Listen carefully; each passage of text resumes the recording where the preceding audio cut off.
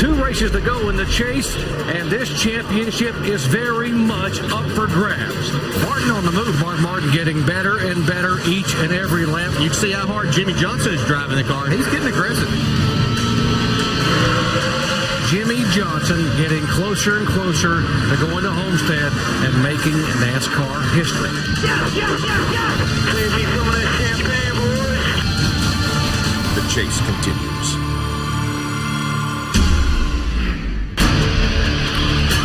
We are in the home stretch of the 2009 season here at Homestead Miami Speedway, and it has all come down to this: 2 drivers, 1 race, 1 championship. Here are the cars and the drivers that could make NASCAR history on Sunday. One hoping to become the oldest driver to win the championship at NASCAR's Elite Cup level. The other hoping to become the first driver to win 4 consecutive Sprint Cup titles. The points differential, following Jimmy's impressive performance at Phoenix, 108 points between Jimmy and Mark.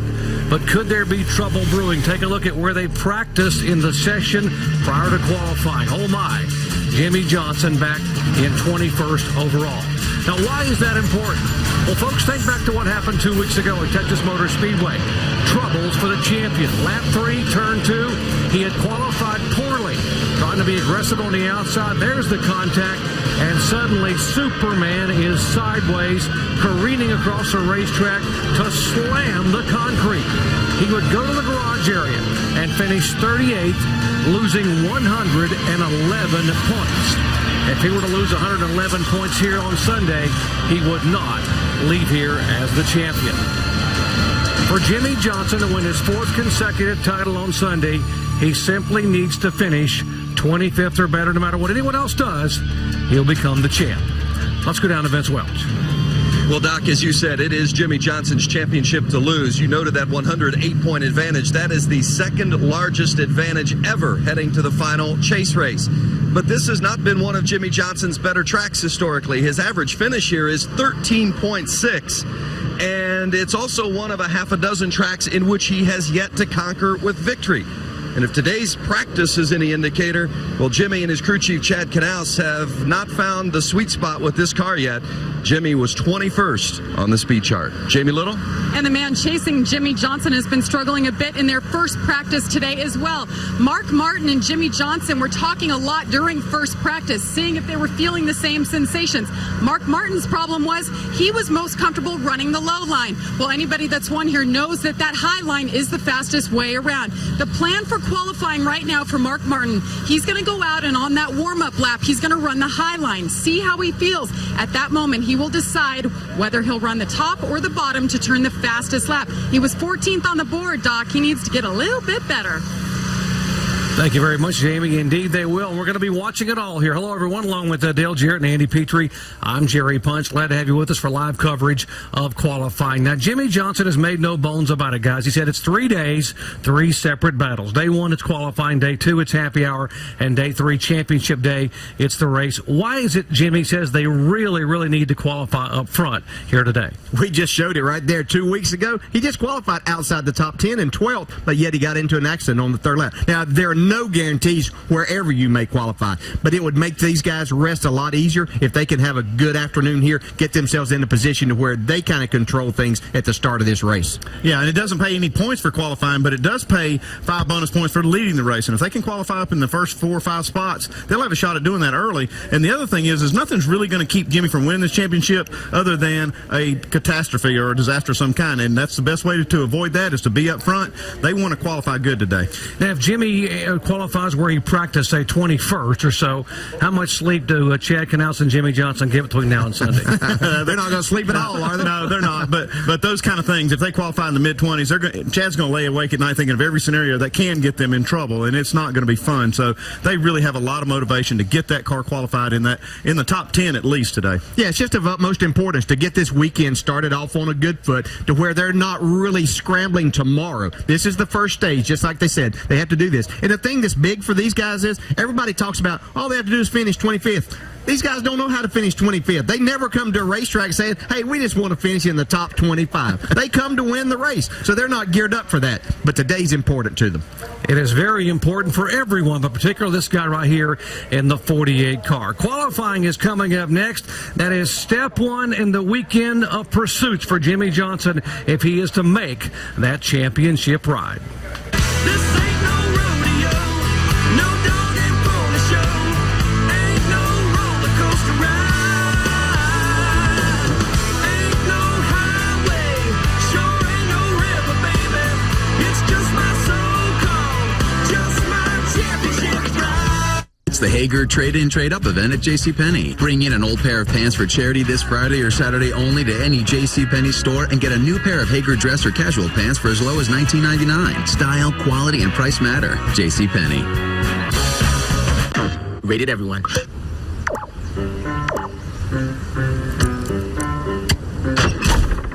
Now you can play, create, and share everywhere with Little Big Planet PSP. What a great event to drive to. Especially on new Fuel Max tires. Introducing Goodyear Fuel Max tires. An innovative tread compound saves you 2,600 miles worth of gas over the life of the tires. 2,600 miles. Now that would be a long race. Goodyear, get there. They've done it again. DirecTV will soon have the capacity for over 200 HD channels. Oh, for a second there, I thought you said 200. I did. Son of a... What is it with those guys? Now get our best price until 2011. Call 1-800-DirecTV.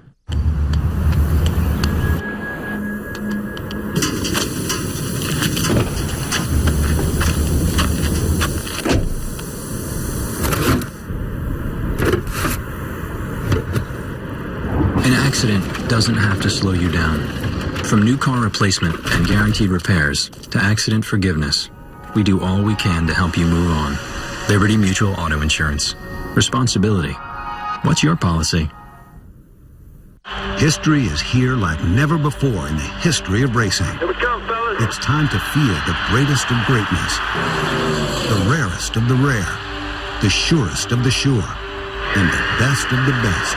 It's time to feel what most have never accomplished, and many can only dream of. The fourth of 4 straight. Great job, boys. The chase concludes with the Ford 400 at Homestead, Miami, Sunday at 2:30 Eastern on ABC.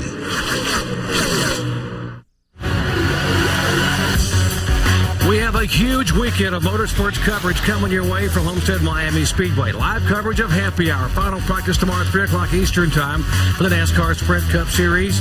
And how about setting the stage coming up on Sunday? Sports Center, presented by AutoZone, here at the NASCAR Sprint Cup Championship Sunday, 1 o'clock Eastern Time. Now, that is on ESPN, which will have continuing coverage as we set the stage for Countdown and the race here, the Ford 400 at Homestead, Miami, at 2:30 Eastern Time on ABC. How about crowning a NASCAR Nationwide Series champion? We will do that tomorrow, 4 o'clock Eastern Time, and Kyle Busch just needs to roll off and take the green flag to become NASCAR's newest nationwide champ. And we will set the stage and wrap up the entire championship weekend, 10 a.m. and 10 p.m. with NASCAR Now on ESPN2.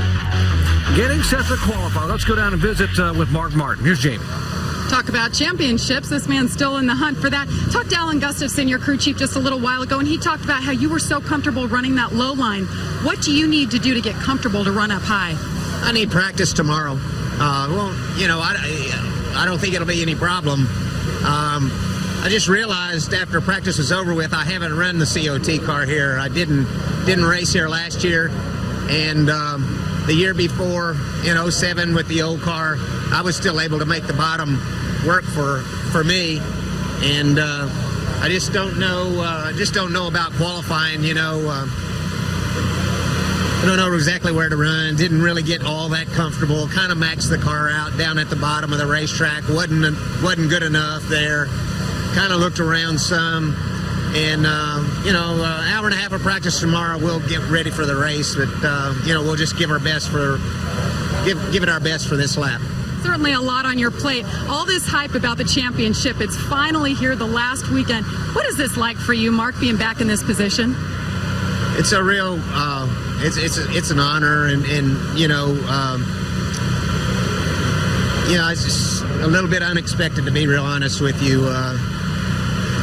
It takes a lot to be sitting where we're sitting, and we did it together, and we worked fairly hard. But if you would have told me before the season that we could achieve what we have this year, I would have looked at you cross-eyed. So I'm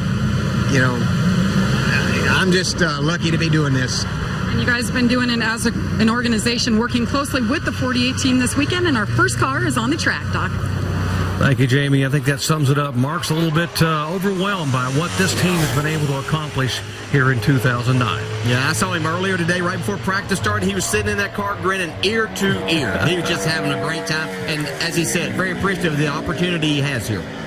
Here's a driver that's been smiling since we announced the 12 drivers who made the chase at Richmond. Brian Vickers. No, he hasn't been a factor in the chase, and he hasn't even had a top 10 finish in the 9 chase races. But the fact that this team, given where they were a year ago, made the chase, pretty impressive. This has been the kind of racetrack they've been really good at, too. These 1.5-mile, 2-mile racetracks have been kind of their specialty. One thing we're seeing right here, right off the bat, is how high these cars are running on the racetrack. This track has given up a lot of grip over the years, and in the bottom groove especially. So you see the cars moving up, trying to find grip and banking to make the car go around the racetrack. I think that's the key, Andy. You just said he'd see really loose off of turn 4. But the key is getting the most banking. This is a progressive banking, and it's banked the most up on the top of the racetrack, and that's what the guys are leaning on right now. You could hear Mark Martin very undecided about where he really wanted to run. I mean, even in this qualifying lap, I don't think he's really totally decided where he's going to run. 31.69 for Brian Vickers, just the one lap. That is slower than what he had run in practice. He had run a 31.55, so gotta believe that'll put him somewhere in the mid-20s of the 43-car starting field on Sunday. Yeah, not unexpected, because this racetrack's only gotten hotter since they practiced. It was earlier in the day, plus there's been a nationwide practice out there, so the racetrack has changed quite a bit. And being that first car out is never a good thing. I don't care where you're I think for sure today that's going to hurt. I think the later cars are going to have an advantage as this track cools down. So a moment ago in that graphic, David Reagan has qualified well here in the past. Started qualified 6th here a year ago, qualified 7th back in 2007. In fact, logged a top 10 finish here back a couple of years ago. Let's see what he can do in his Ford. And by the way, he has the brand new Ford engine. This will be the first time that Ford has run the new configuration engine in an open scenario, the new Ford FR9. Yeah, this is a big opportunity for Ford to get some laps on that engine so they can go back in the offseason and make some educated decisions on how they further that development. Yeah, Jack Rouse told me a couple of weeks ago that it would probably be up into the middle of next year before all the guys were running this engine. They still have some development they're working on with it, parts and pieces inside that engine. And when coming by, it'll be Reagan, a little slower than Vickers, a 31.93 for David, first time by.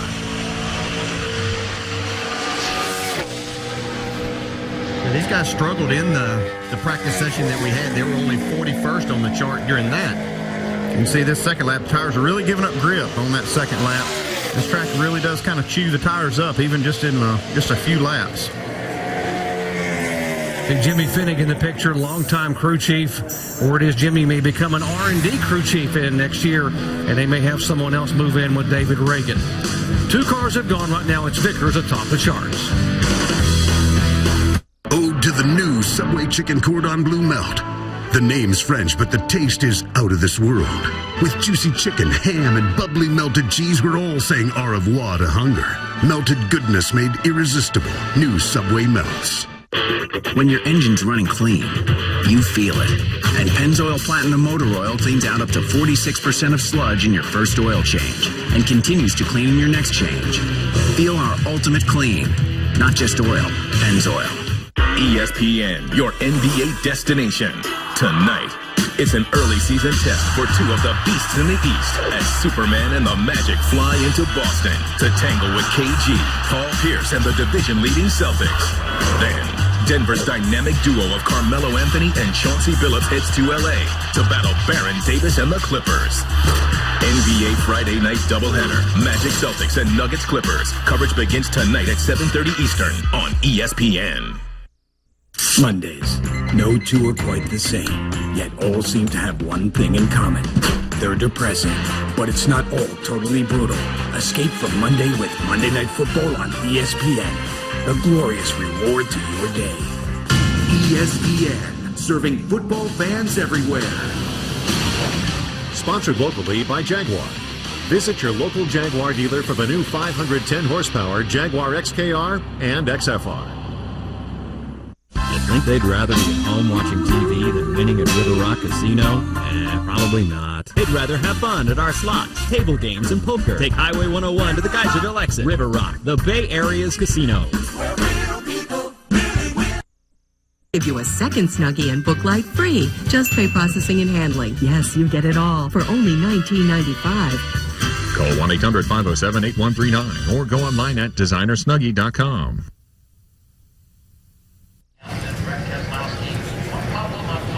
Continuing with NASCAR Sprint Cup Series qualifying here at Homestead Miami Speedway. Here's the 11 car of Denny Hamlin, and if there is a hard luck driver in the chase, it is this guy. 3 DNFs in the last 6 races. The other 2, or the last 5 races, the other 2 were a first and second place finish at Martinsville and Texas. They certainly had the performance to be contenders, but that bad luck really has cost them a ton. And but boy, when they've been on, they've been on. They sure have. You know, there's only one other guy that's got more top 5s than they do in this chase. That's Jimmy Johnson. But there's 3 DNFs. You have to eliminate that if you're going to be a contender for the championship this day and time. Denny has 2 top 5s here at Homestead Miami Speedway. Watch him coming back up into the green, coming out of 4. And if he can hold on, losing some time coming to the stripe. You can see the different line that he ran. He was on the very bottom of the racetrack down there in 3 and 4. That bought him some good time for a little while, but he paid the price on the exit. Yeah, you can see he does actually gain time in the corners by running that low line, but just using that momentum from the top side of the racetrack, you can see how the straightaway times are so much slower. You heard Mark Martin talking about which line he may or may not go. Is it driver preference? Is it set up? I mean, there is progressive banking here. How do you choose? Yeah, it's more driver preference that you set your car up kind of to where you want to run around here. But what we've seen is a lot of the guys that were fast in that practice session were running around the top side of the racetrack. So that starts making you think, okay, is that where I need to be up there where that most banking is? All right, he slows down. You see Hamlin held on to that second spot. Let's talk to the guy right now atop the charts, Vince. Well, DJ indicated that it's an unenviable position to be the first guy out. You were the first one out. How was the racetrack? Just like he said, you don't want to be the first one out. Honestly, the track's lost some grip. I was expecting the sun going down, maybe lose some temp, gain some grip, but the track temp was about the same when we checked it, and I think the Nationwide rubber took a little bit of grip away. The track seemed really slick to me, and I felt like our car was better. As you said, Doc, what an accomplishment for this 83 team to be in the chase this year. Certainly hasn't worked out the way they'd like, but an accomplishment just the same. No doubt about it. They've won a race in 6 poles. Here's Dale Earnhardt Jr. We talk about the team that has gotten better and better performance-wise. The finishes may not show it, but I got to believe this whole team's excited about the way they have run during the body of the races recently. Yeah, they were top 10 in practice, so this is going to be a good indication of the racetrack and where it is. You see, still tracking very close to where Brian Vickers was in his run. It's like he might come up just a tick. He might get him. He did. He got him by just a few thousandths of a second. Wow. Quickest time thus far in qualifying, a 31.68. And he will shut her down because right now he's atop the speed charts. Let's go down and visit with Kurt Busch. Jamie. Well, Kurt Busch was fastest in the first practice. He brought back the old race winner from Texas Patriot. How good is she here?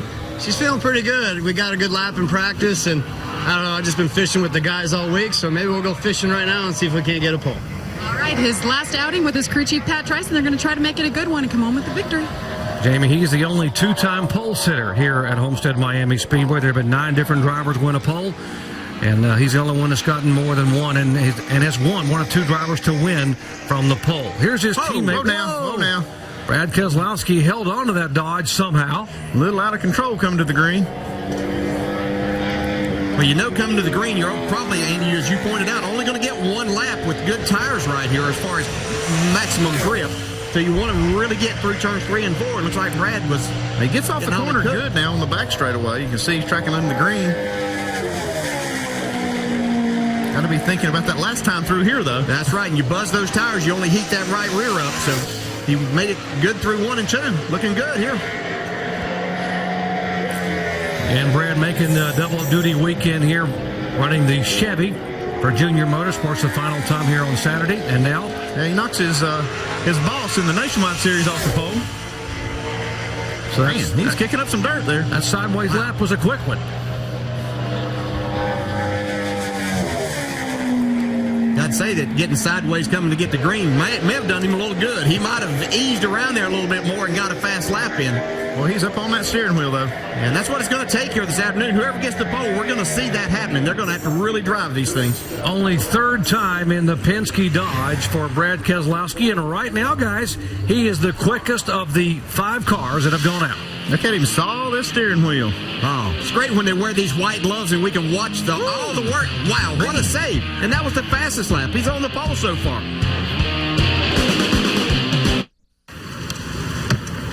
What's up with that? Well, the Washington State alums can't make it in this week, so I'm going to keep their streak alive. Isn't that like cheating, though?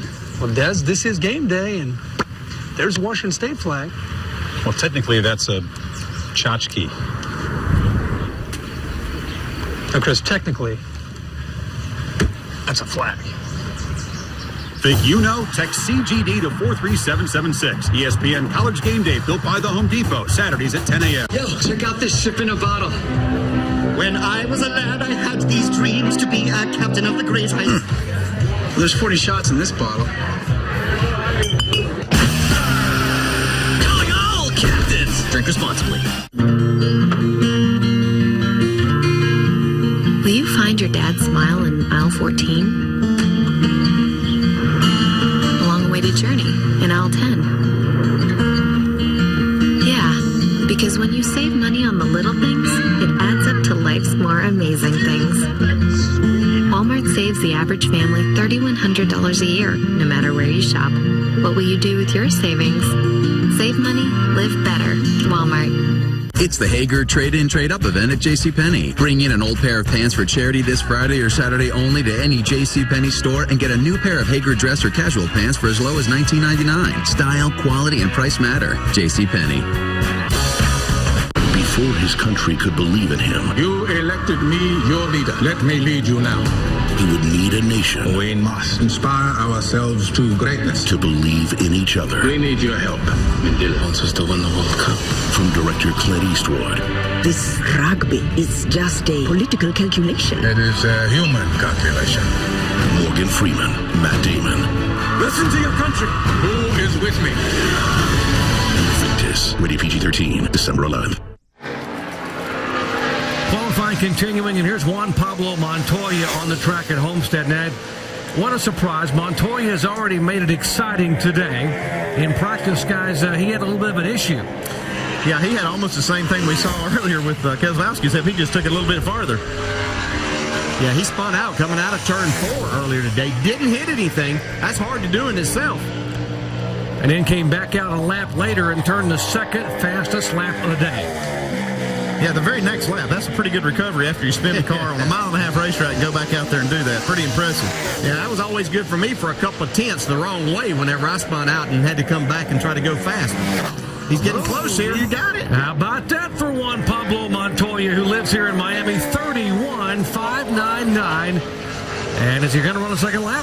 Yeah, he knows he needs to be faster than that. He ran quite a bit faster in practice than that lap, so I'm sure he's going to try to pick it up. But he's in the green now so far down the backstretch. Yeah, he ran 31.18 in that first practice session. Yeah, we heard Brian Vickers say the track has lost grip, but we really think that lap time is going to have to be close to that 31.10.20 second bracket. Well, he's quicker this time by, but is he 4/10 quicker like he was in practice? He ran a 54, so only 0.05 faster, but it was faster in that second lap. Let's go down and visit with Denny Hamlin. Vince.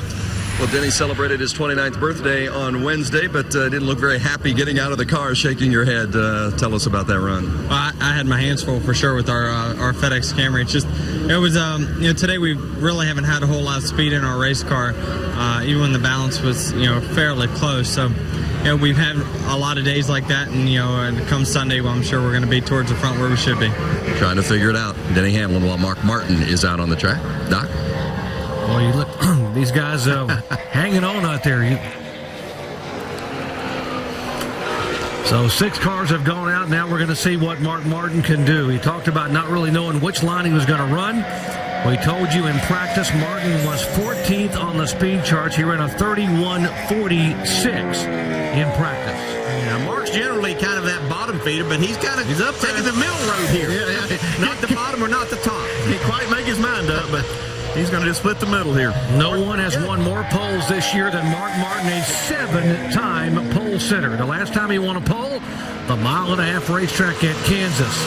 And he is on it here coming out of 4. Can he hang on? Look at that speed coming out of that 5. Yeah. Man, he got back to the gas hard there, didn't he? He picked the right line for sure. Mark says, take that, Jimmy Johnson. 31.331. And right now, Mark Martin is the man to beat. I'm going to shut it down, just run one lap.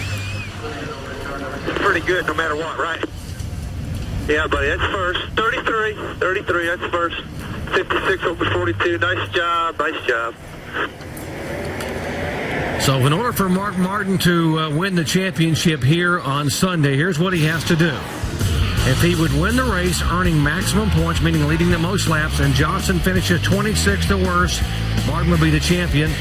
Johnson finishes 28th or worse if he leads a lap, getting those 5 bonus points. Well, there are the scenarios, but any of those could occur, and Mark Martin would become NASCAR's oldest Sprint Cup champion. Yeah, his job on Sunday is to make that race as frustrating as he can for Jimmy Johnson. He wants to be up there with his number on top of that board all day. Yeah, the only part of that whole thing he can control is what he does on Sunday, and he has to try to earn maximum points to have a shot. Here's the 44 car of A.J. Allmendinger.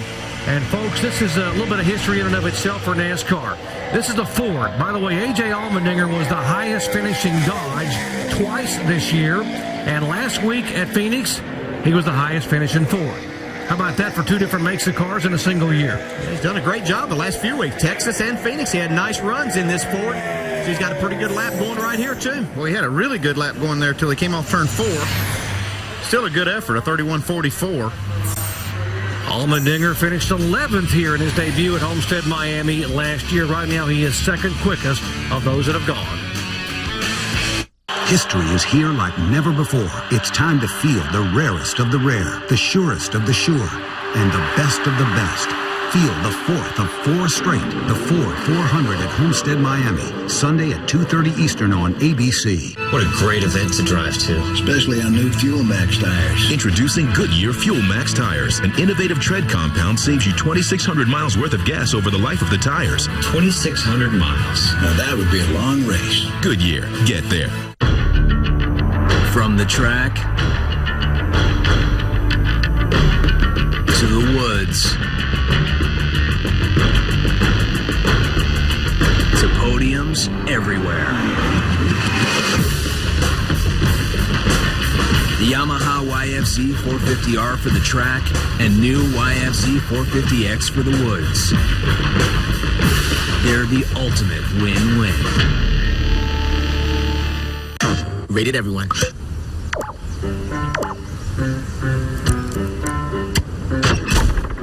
Now you can play, create, and share everywhere with Little Big Planet PSP. PlayStation. The New York Yankees are World Series champions. Celebrate with Sports Illustrated's exclusive championship package featuring the official World Series DVD from MLB Productions' World Series Champions. Plus, get this special hardcover commemorative book capturing the Yankees' fantastic season and postseason run with SI's unparalleled writing and photography. Go online to sioffer.com or call now to get both with a paid subscription. 56 issues for only $1.59 an issue. Save 68% off the cover price. Plus, use your credit card, and you'll also get this officially licensed championship baseball. Featuring the World Series trophy and team logo, it was designed exclusively for SI to honor the world champions. Relive all the thrills of the star-studded Yankees championship season. Go to sioffer.com or call now to get the official DVD, the commemorative book, and the championship baseball. This limited championship package is only available from Sports Illustrated. Call or go online now. 50-year-old Mark Martin, right now the guy everyone's shooting for in terms of the top of the speed charts. Mark will put his walking shoes on. He has his driving shoes. Been battling for some foot issues. I think it's from pushing that throttle so much during the year. He's worn the bottom of his feet out. Right now, he is the quickest on the charts, 31.331, the lap he put up just a moment ago. Here's a 34 car out to make a qualifying effort, John Andretti. Yeah, this is a team that also comes into this race with something to race for. They're racing for that 35th and final spot in the points that gets guaranteed next year going into the Daytona 500. They're sitting in that spot by a pretty comfortable margin, but they need a good race here this weekend to make sure they stay there. And the owners of this car, Brad and Bob Jenkins, are talking about running full-time next year, and still up in the air as to what they're going to do sponsorship-wise or driver-wise. Obviously, John Andretti would be a major consideration because he's done a fabulous job for this team. It really has been solid all year long of keeping the car out of trouble and getting the most out of the car each and every week. And that's a big spot to be in that top 35. He clocks in 8th overall. The 9 cars that have gone a 31.901. Let's talk to Mark Martin. Vince. Mark's the fastest so far, and when he visited with Jamie Little prior to the qualifying run, Mark, you indicated you weren't really sure where you were going to run it, but did you find a place that was comfortable for you there? Well, that's what, we worked on. Great race car, wasn't a great lap, but a really great race car, and I'm really proud of where we are right now.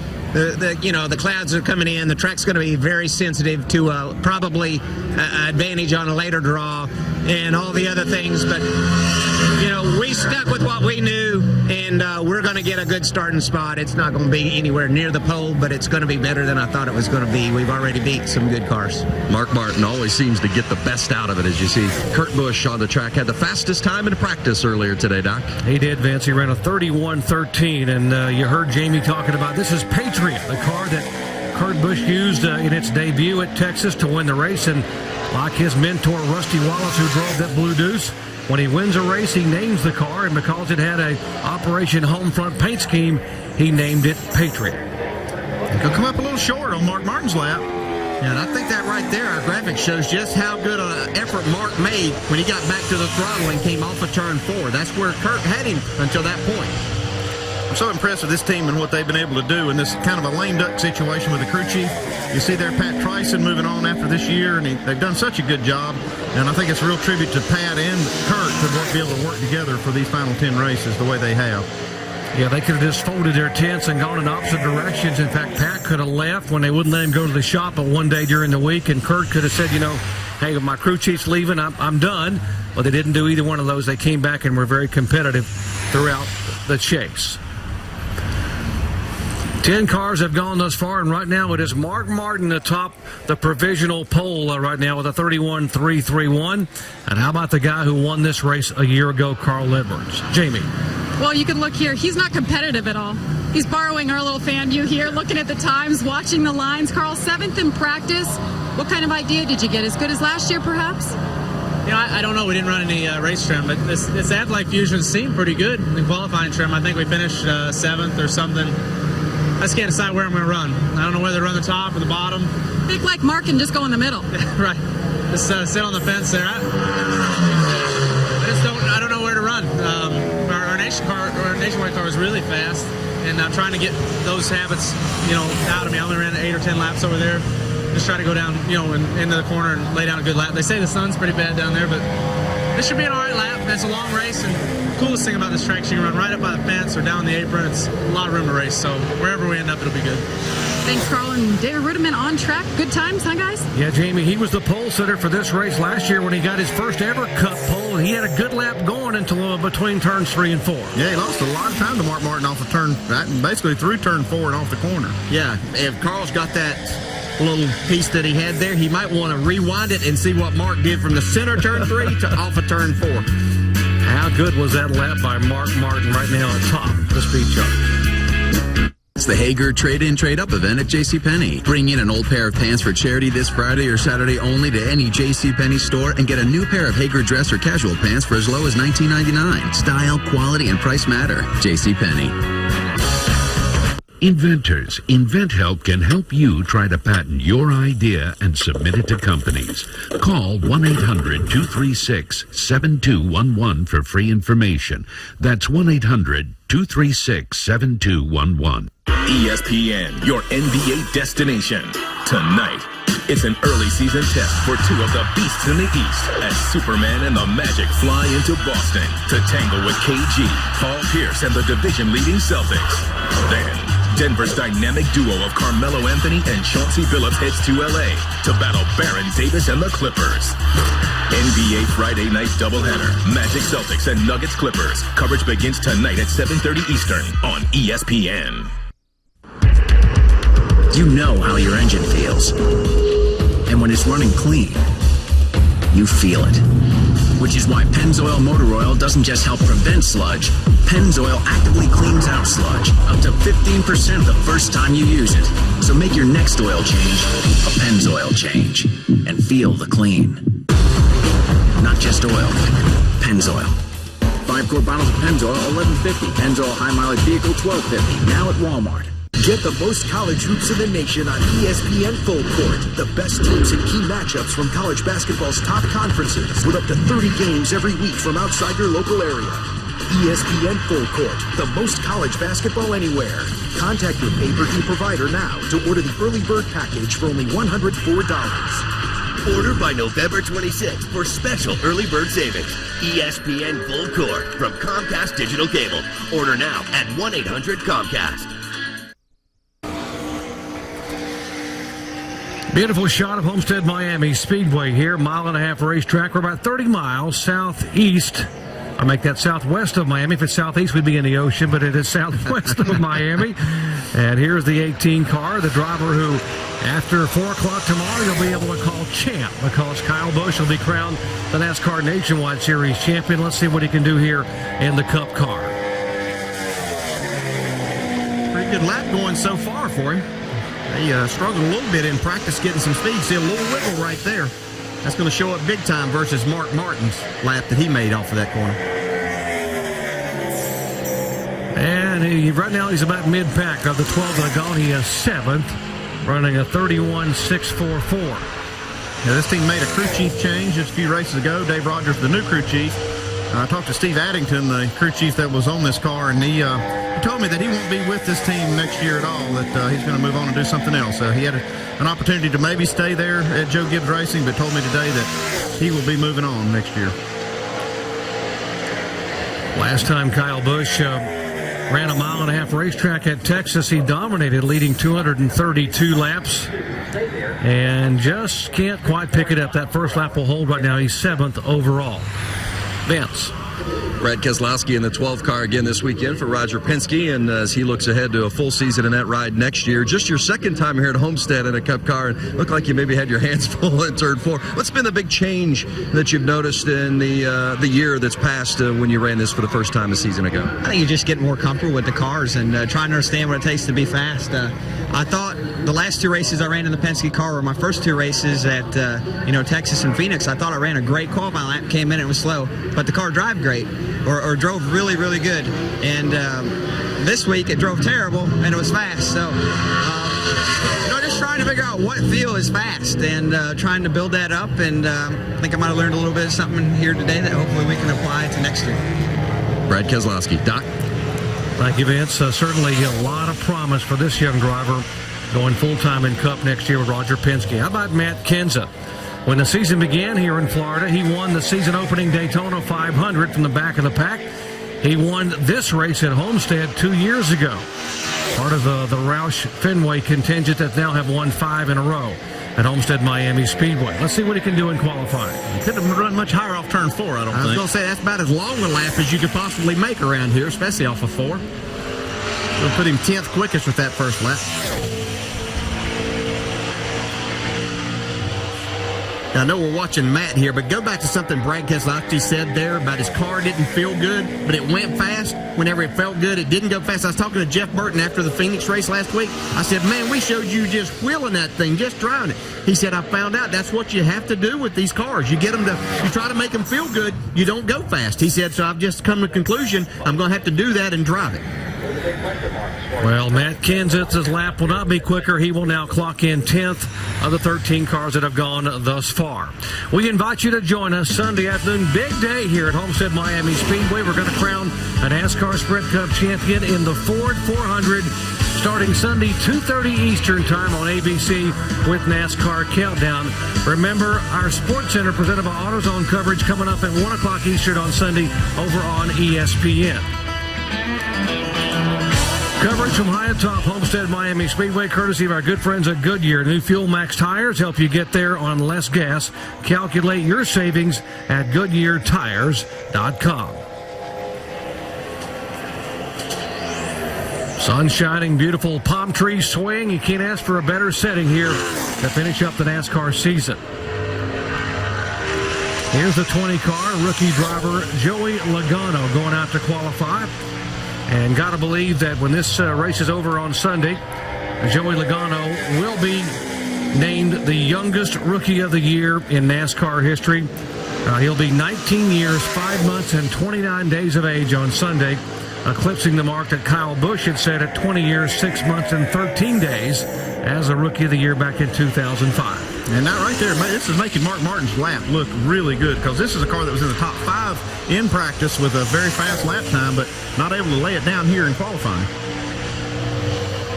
We saw him run the highest line, I think, through 1 and 2 that we'd seen anybody, and then he went more down towards the bottom. He's not quite as low here. He's trying to arc it in and make a lower exit of the corner now. See how that works out for him. In theory, it was the right thing to do, but as far as speed goes, not going to pick up. Just a little bit slower by 100th of a second than his first lap. So Joey Logano, who has already won a race this year, as the youngest winner in NASCAR history, up in New Hampshire back in June. We'll show you the rookie point standings. Logano over Scott Speed and Max Pappas. The points differential, 36 points coming into the finale. And although there is a committee that meets and discusses to determine the Rookie of the Year, got to believe that Joey, with that size margin and the fact that he's won a race, will win the bestest Rookie of the Year points title here as a rookie. Well, nothing to the other two guys there, but I think that's a meeting that they could probably not have. Yeah, that's a no-brainer. Give Joey this. He's had a great season, done a great job.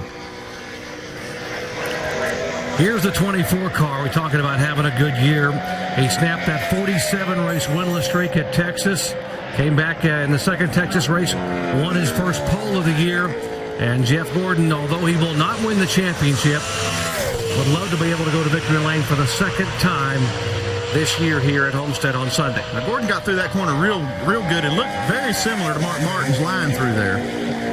Now, he's a lot higher than Mark Martin at this point. Now, Mark ran the bottom of the racetrack off of turn 4. You can see right there, everybody seems to be losing time to Mark Martin coming off turn 4. Mark just nailed that exit of the corner.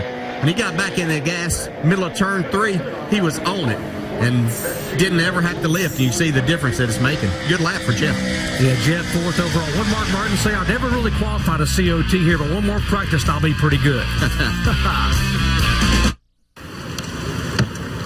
What's up with that? Well, the Washington State alums can't make it in this week, so I'm going to keep their streak alive. Isn't that like cheating, though?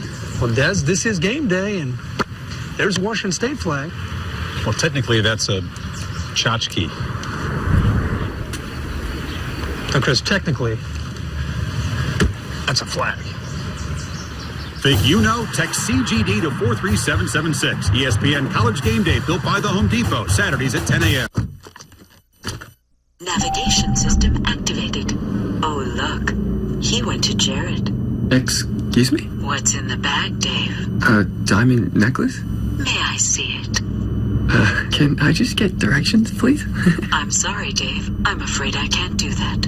Jared, the Galleria of Jewelry, has 5 times the selection of ordinary jewelry stores, so you'll find the perfect gift every time. Now, can we go? Oh, Dave, you shouldn't have. Jared, the Galleria of Jewelry. His company doesn't offer medical insurance, so we needed an affordable health plan that fit our family's needs.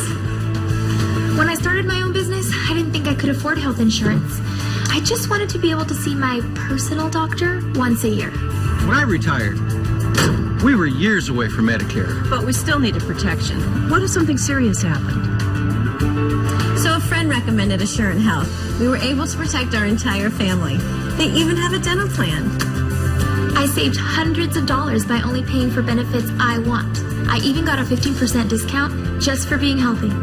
We got $6 million in medical coverage and can even see the specialist we choose without a referral. For over 100 years, Assurant Health has been meeting the needs of individuals like you. Plans start under $100 per month. These offers may not last, so call 1-800-342-0906 to lock in your rate for 2 years. NASCAR Sprint Cup Series qualifying ongoing here at Homestead Miami Speedway. The 16th car to go on the racetrack will be the 39 car. And that is Ryan the Rocket Man Newman. Right now the front row, Mark Martin on the pole, and Kurt Busch is second. Vince. That's right, indeed. But Kurt, like many of the drivers that we've seen down here get out of the car, kind of had one of those looks on your face where you shake your head a little bit. Is it the track?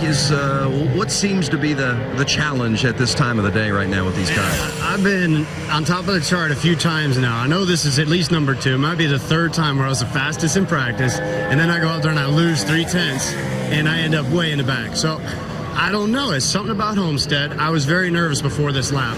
Not just because we were quick time, but just because I knew this was going to be a trend. And hey, everybody's fighting it. Your car's loose here. It's tight there. We didn't change a thing. It's just the nationwide cars run, and then the sun seats there and bakes on it. It changes. So it's just to see where Newman ends up. You know, he's really good at qualifying, but everybody's slipping and sliding right now. Kurt Busch just slipped to number 3 as Ryan Newman gets him on the number 2 spot. But look for Kurt up toward the front. He's a former winner here, Doc. Yeah, he'll be good on Sunday. And how close was that for Ryan Newman, guys? He had it until coming off 4 right at the flag. He just couldn't hold it. I mean, you saw how he started slipping and sliding a little bit off the corner, and that's where Mark Martin had so much grip and was able to get off that corner wide open. We talked about the impressive performance a week ago by Jeff Burton. Let's visit with him. Jamie. Finished second last week. So, Jeff, Dale Jarrett said he was talking to you, and you said you learned something last week. If these cars don't feel good, they're fast. If they feel good, they're slow. So what's your car this weekend? Well, I didn't mean to say it like that. They got you got to have grip. The thing about last week and the week before was my car was faster if I was sideways, and it's some cars you can drive loose and some cars you can't. The last 2 weeks I've been able to drive them loose, and hopefully in qualifying that doesn't work. So hopefully we won't have to deal with that. But it's been a big jump for us the last 2 weeks for sure. Hopefully we can keep that continuing. Yes, he's had 2 top 5s in the last 3 races, and RCR looking for their first win here in Miami Homestead, Doc. Yeah, exactly, Jamie. From 42nd to a top 10, and from 36 last week to 2nd. Here's the 1 car. Final qualifying effort for Martin Truex Jr. He was a pole sitter last week at Phoenix. Last time he will drive this car, the Earnhardt Ganassi machine, with his longtime friend and crew chief, Bono Mannion. They made the announcement yesterday that Jamie McMurray would be in this car in 2010 with Bass Pro Shops as a sponsor. Well, he's got something going here on the second lap now. He's almost a 10th and a half faster than Mark right at this point. Now, can he hold it? Doesn't look like it. And right off of 4, going the wrong direction. Wanted to leave him with another pole and couldn't quite do it. 5th overall for Truex. Almost every car that's run after Mark has been in the green somewhere in their lap. A little faster than Mark, but that turn 4, Mark just absolutely nailed. He did. And the only 2 cars that we've seen run faster on their second lap are the teammates, Montoya and Martin Truex. Dale Jarrett, if you're down there and you go back and you have the ability to go back and look at Mark Martin's lap before you go qualify, how was he able to nail that throttle and keep gaining speed coming out of 4? Yeah, there's a lot more to it than just watching it and say, okay, I'm going to do that. That's what I'm going to be good at. Yeah, it's a balance, too. And as Andy, I think he pointed out, Mark looked like he had more grip there. So that's the last corner that you're making of that 1 lap where you have the tires the best. And Mark's car was able to have more grip right there. And he just made a perfect lap. He didn't think it was that good, but we're seeing now just how good that lap was. Here's the 43 car, Reed Sorensen. We talked about the fact that there are 7 drivers that when the checkered flag waves on Sunday will be unemployed or looking for a job. And here's Reed Sorensen, talented young driver, really not sure what he's going to do yet in 2010. Yeah, there's just a very few opportunities out there for next year that are not already secured, and he is one of the guys that's in the running for one of those. And that's why this race is so important for all of these drivers. They want to do well and really leave a good impression on a potential owner for next year. Well, he had his hands full coming down. We saw him wiggling that steering wheel back and forth and go way up across the racetrack. And just clipped the wall a little bit with the right rear. Great job, though. 195 on your first lap. Good save there. That is a good save because he could have really torn this car up. Now, he did make a little contact, but what he did after that was pretty stellar. Yeah.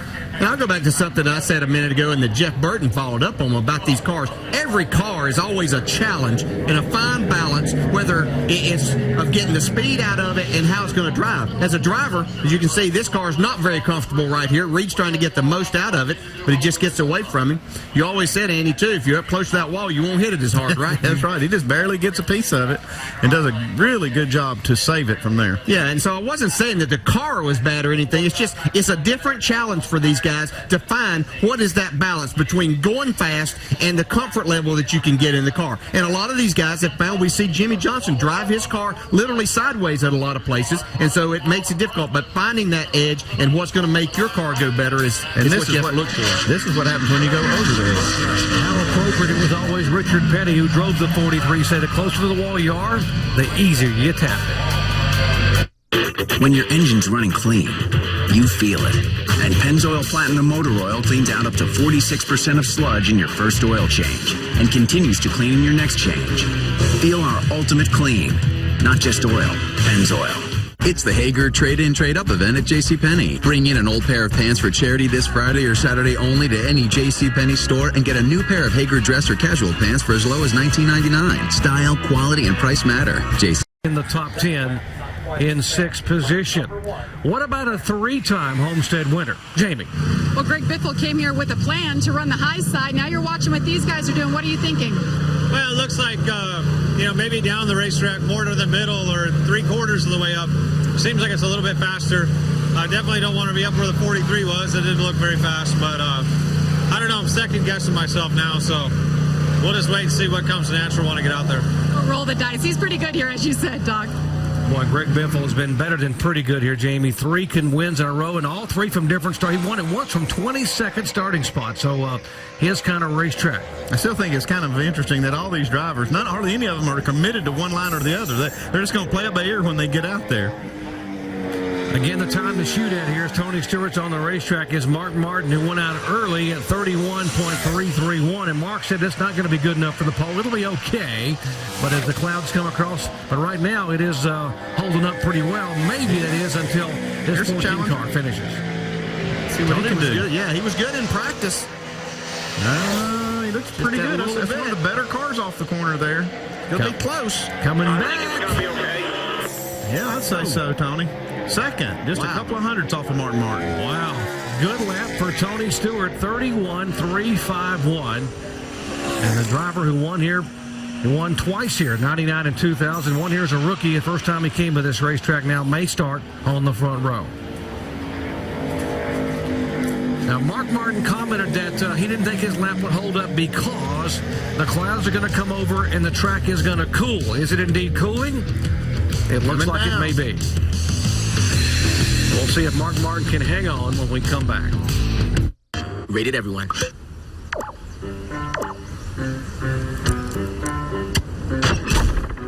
Now you can play, create, and share everywhere with Little Big Planet PSP.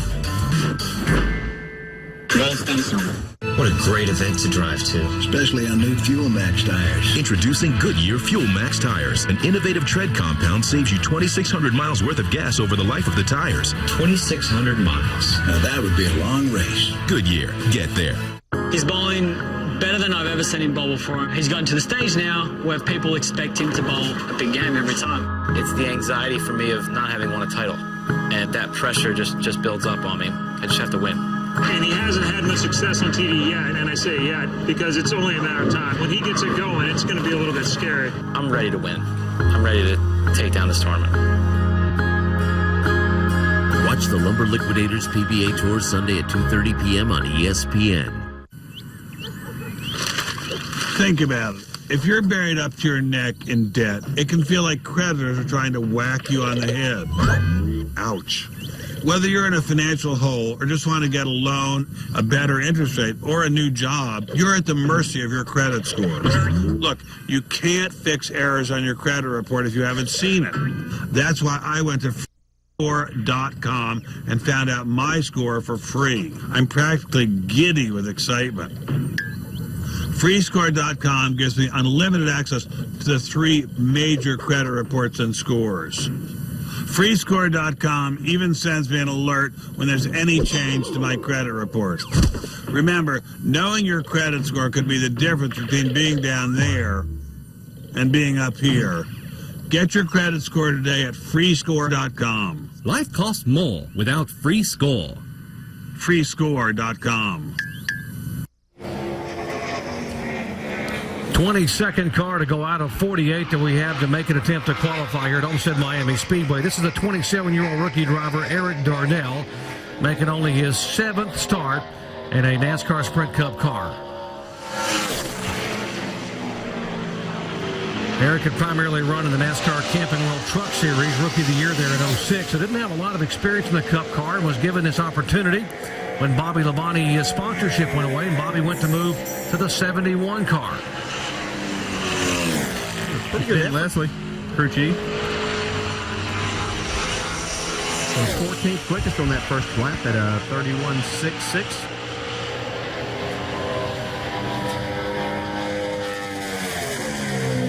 Not a bad effort at all for a young man who's never been in a Cup car here at Homestead. Having to adapt not only to the Cup car, the COT, the new configuration of the Cup car, and the horsepower differential. And right now he puts himself in the top 20 at 14th overall. Well, round 1 at Homestead is qualifying today. Round 2 at Homestead, we'll have it coverage for you tomorrow at 3 o'clock Eastern time. It is happy hour. Final practice session when they dial in all the NASCAR Sprint Cup cars and get set for Sunday. And talk about a day for you on Sunday. We start out with the Sports Center coverage presented by AutoZone here at the NASCAR Sprint Cup Championship. That's coming up 1 o'clock Eastern time on ESPN. And then live flag-to-flag coverage of the Ford 400 at Homestead, Miami, 2:30 Eastern time on ABC, beginning with NASCAR Countdown. Tomorrow here at 4 o'clock, we will crown a NASCAR Nationwide Series champion. Always a barn burner here to finish out the Nationwide season. Lots of stories to follow. Our coverage beginning at 4 o'clock Eastern time. And, of course, we will begin the day and finish the day, wrapping up the whole weekend. NASCAR Now, Sunday morning, 10 a.m., and Sunday evening at 10 p.m. Eastern time on ESPN2. You heard the interview by Jeff Burton about how difficult these cars are to drive, but what a job the RCR guys have done, and he has done the last couple of weeks to have some fabulous finishes. We'll see what he can do here in qualifying. Yeah, the job he did last week at Phoenix was really incredible when you consider that, he basically just drove to the front with his car. He had a solid day and brought that thing home second, almost pulled it off. And they know the one thing they need to work on now is their race program is getting a lot better, is the qualifying effort, because he said, you can't do that every week and expect to do that without something happening along the way. You're going to pick it up a little bit this second lap.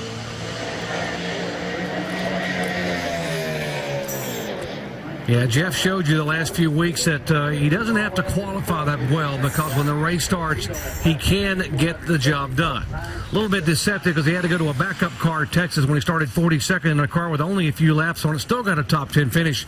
But last week, 36th to second on a difficult racetrack to drive at Phoenix. Let's go down and talk with the reigning champ, Jimmie Johnson. Certainly the man of the hour. Everybody talking and watching Jimmie Johnson. In practice, you ended up 21st on the board, and you and Mark Martin talking a lot. What was it that you were looking for, searching for? It's funny, even then we were trying to figure out what line to run. Our lap, I don't think the speed in the car really shows from qualifying practice. My lap at the end, I jumped the cushion down in 3 and 4 like some other guys did, and I just didn't know how high up on the track I could run, and got a little too high. But I'm looking forward to our lap. I'm not sure I have enough for the pole, but I don't think Mark knew what he had until he went out. So very optimistic, and I think we'll have a great starting spot. Jimmie, everybody's talking about Sunday and what can happen. You've been in this situation 3 other times. Is this one any different? They're all different, and then they're the same in a lot of ways, because anything can happen, and Texas is proof of that. I know what this team is made of. I'm so proud of what we have done. Last week shows what this team is capable of, and as long as there's nothing crazy like Texas, we should be in good shape. All right, thanks, Jimmie Johnson. Will roll out, and Kevin Harvick, guys, guess he just missed the pole. He did just miss it. He had a good lap going between 3 and 4, and coming off 4, no one right now been able to do what Mark Martin did to hold that speed coming out of turn 4. Yeah, he's run another lap here, but it looks like it's going to be slower, but you can see he looked like he had enough cushion as far as lap time to make it off of turn 4 and get the pole, but just not quite enough. Yeah, he chose that low line over there. Almost worked for him. The car just wiggled and stepped out on him. He gathered it back up. It's going to be even slower this time by. So that first lap right now good enough for 3rd overall at a track that has been very good to Kevin Harvick over the years. In 8 starts, he has had 6 top 10 finishes.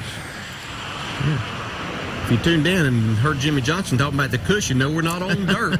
What does that They're kicking us some dust out there, but that's just that edge that these guys are getting so close to the wall, carrying as much speed as they possibly can.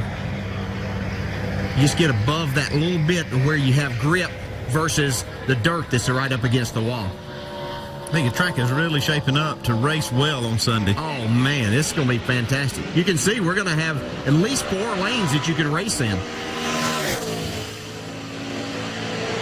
Here's the 98 car going out to qualify. That is Paul Menard. And if you just joined our coverage, qualifying thus far, top of your screen, you'll see that Mark Martin is our provisional pole sitter right now. Tony Stewart is 2nd. Kevin Harvick just went out 3rd. Newman and Busch, that's Kurt Busch, are 4th and 5th. A.J. Allmendinger, Truex Mears, Jeff Gordon, and David Rudem in the top 10.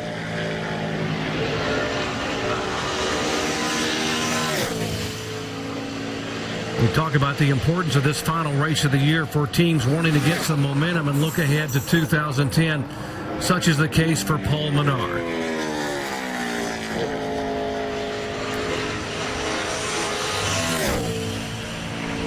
First time by 31.715. That's 21st. Let's see if he can pick it up a little more.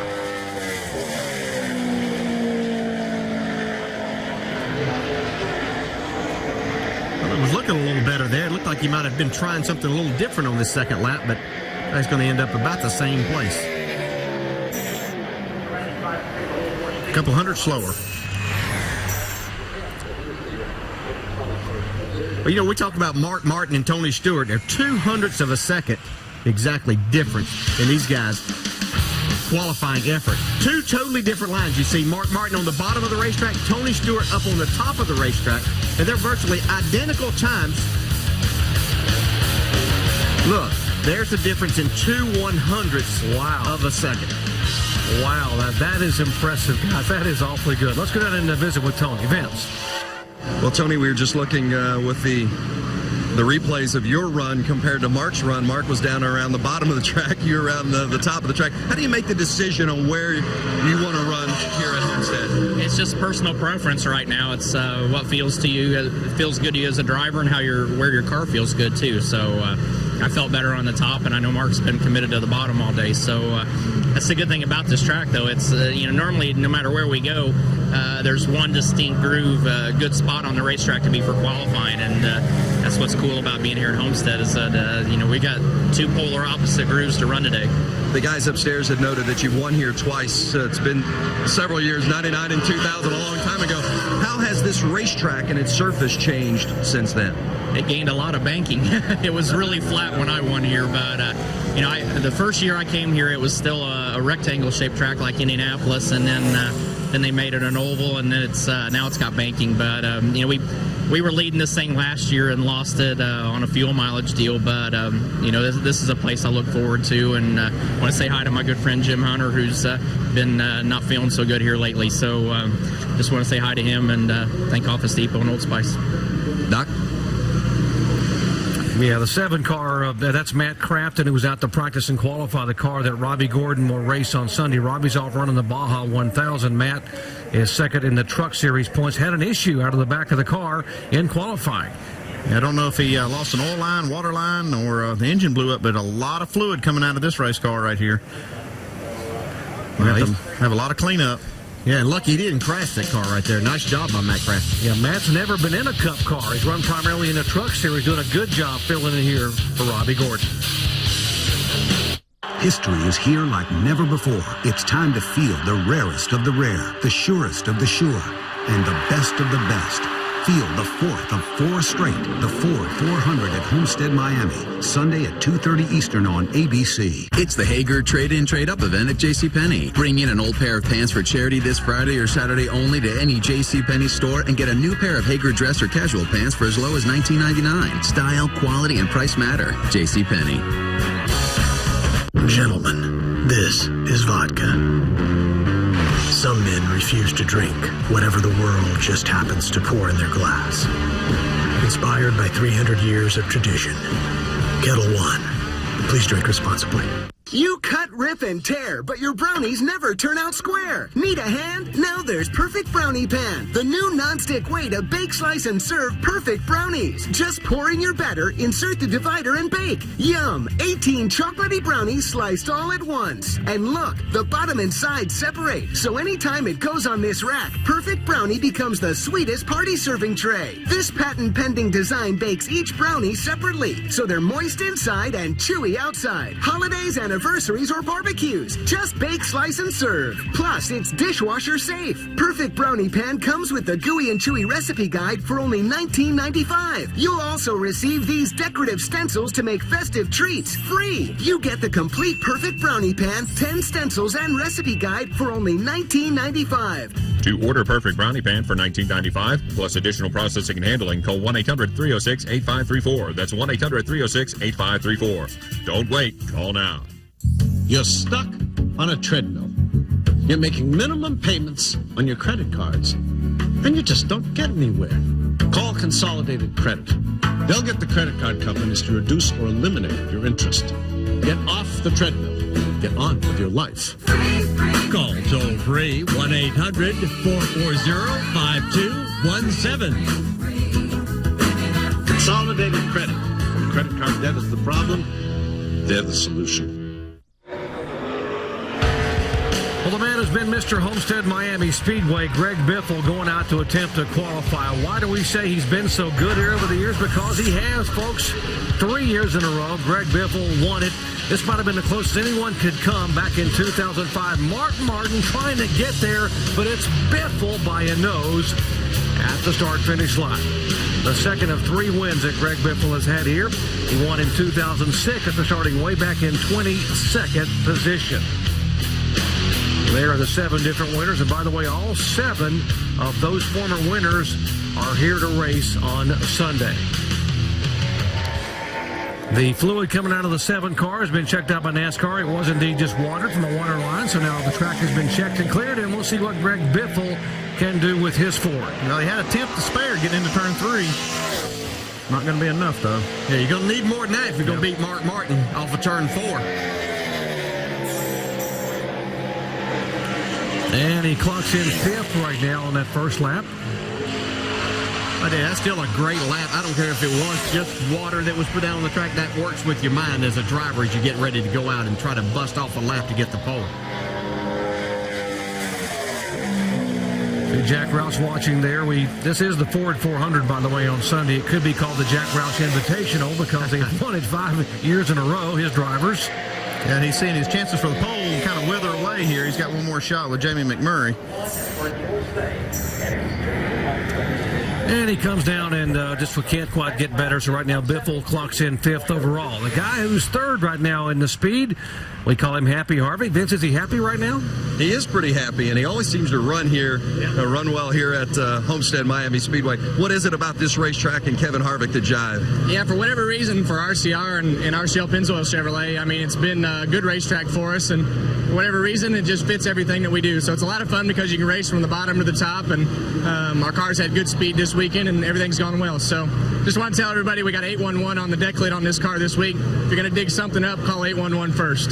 There you go. Kevin Harvick sells it and drives it. Jamie? Well, his teammate Clint Boyer, I hear a little rumor that you think this could be a pole-capable car. What do you think?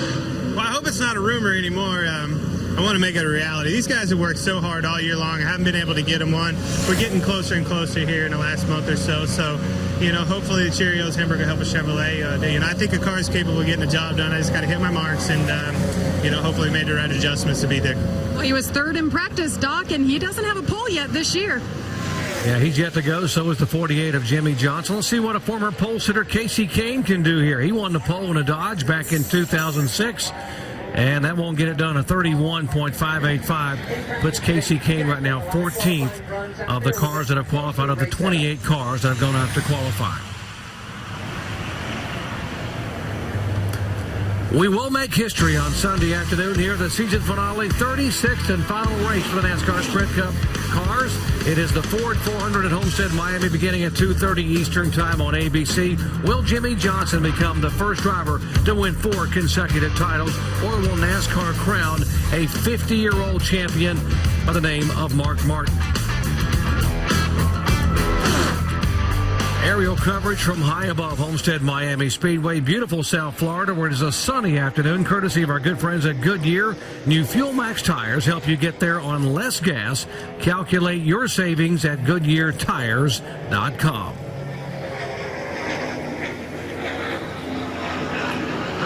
Here's the 55 car, and possibly a bit of history going away. Some of the fans this week talking about this may be the last time that we will see a Waltrip running full-time in NASCAR Sprint Cup. We had the Darrell Waltrip here, then Michael coming in, and Michael's going to run part-time or just a few races next year in Cup because he has Martin Truex driving the 56 car with the Napa sponsor.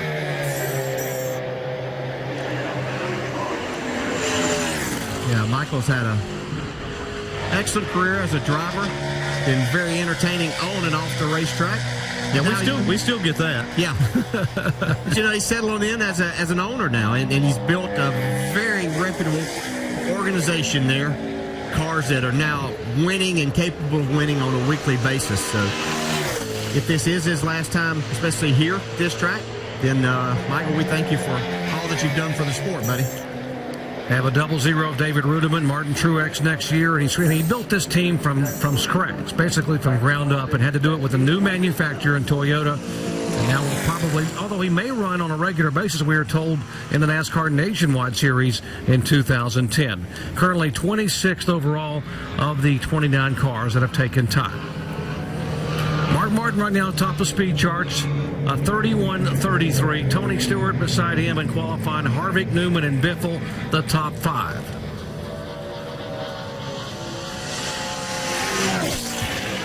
Here's the 19 car of Elliott Sadler.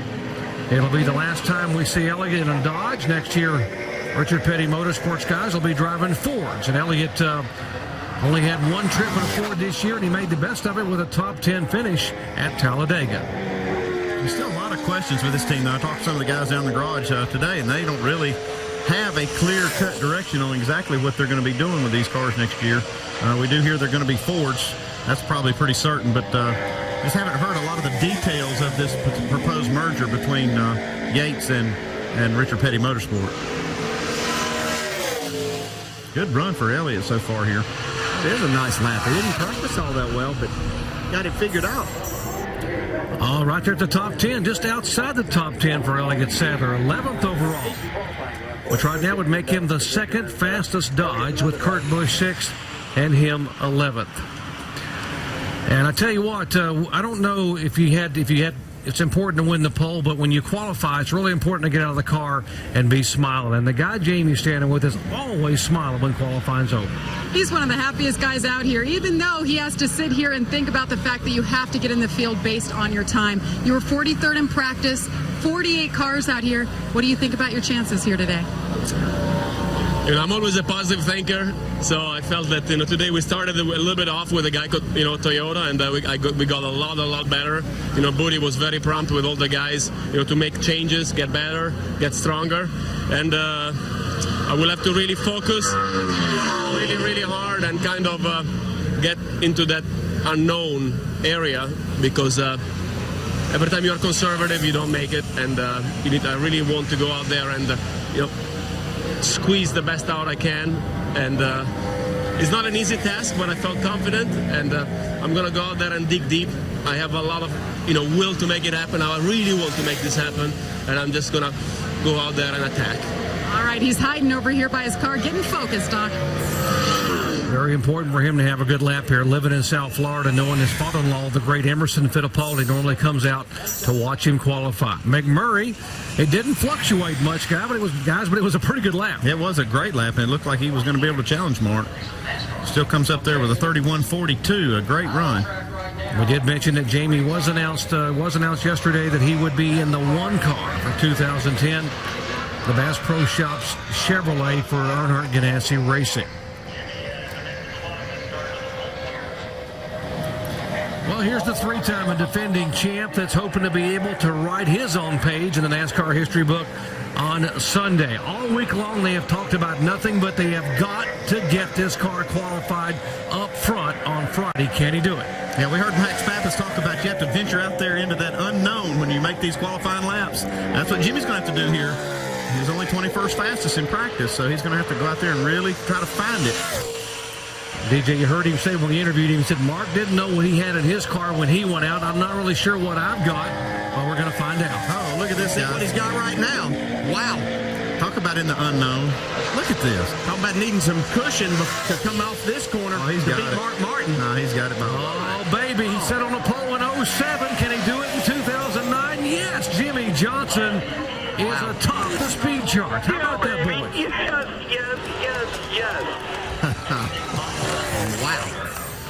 Wow, that is statement there or what? Told you. Told you. I love you. 3104. Get you some of that. Kiss you on the lips. We might stop short of that, guys, but that's pretty impressive. Well, let's get the cameras ready anyway.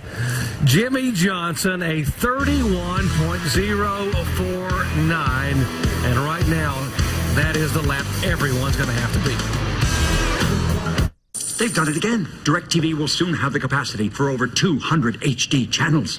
Oh, for a second there, I thought you said 200. I did. Son of a... What is it with those guys? Now get our best price until 2011. Call 1-800-DIRECTV. Ode to new Subway melts. Your taste buds will be calling for more if you could hear them under all that bubbly cheese. The ooh-la-la-licious new chicken cordon bleu melt or the hot and outrageous Subway melt. Melted goodness made irresistible. New Subway melts. This is Jeff Norman. He doesn't get health insurance from an employer, so he's been buying it himself for years. He's healthy, so he wonders why his rates keep going up. Liz Sloan wants health insurance, but doesn't think she can afford it. We're Assurant Health, and we've been customizing plans to meet the needs of individuals for over 110 years. For instance, with our 2-year rate guarantee and healthy discount, Jeff will get 15% off his rate and lock in that rate for 2 years. For Liz, we offer plans that allow people like her to pay for only the benefits they need, saving them money. In fact, Liz could get up to $2 million of coverage for less than $100 per month. Unlike other health insurance companies that focus on corporations and treat everyone the same, Assurant Health is there for the individual. So if you need health insurance, call the number on your screen, visit our website, or contact your local agent. Call now to find out how you can save hundreds of dollars a year on your health insurance. Call 1-800-341-7580. MLS Cup 2009. The Galaxy are finally playing up to expectations as David Beckham and Landon Donovan have come together to bring LA to the brink of a championship. But upstart Real Salt Lake could be the team of destiny after upsetting the Eastern Powers to earn their first ever MLS Cup berth. MLS Cup 2009, live from Seattle. Real Salt Lake versus LA Galaxy, Sunday at 8:30 on ESPN and ESPN360.com. Well, the three-time champ had just given him a number to shoot at, and what a number Jimmy Johnson just put up on the board in qualifying as he climbs out of his Chevy and pats her on the roof. 21st quickest in practice, but folks, he ran a 31.049 second lap. That is almost 3/10 quicker than Mark Martin, who is second fastest. Yeah, he said, I told you. He was confident he could do that.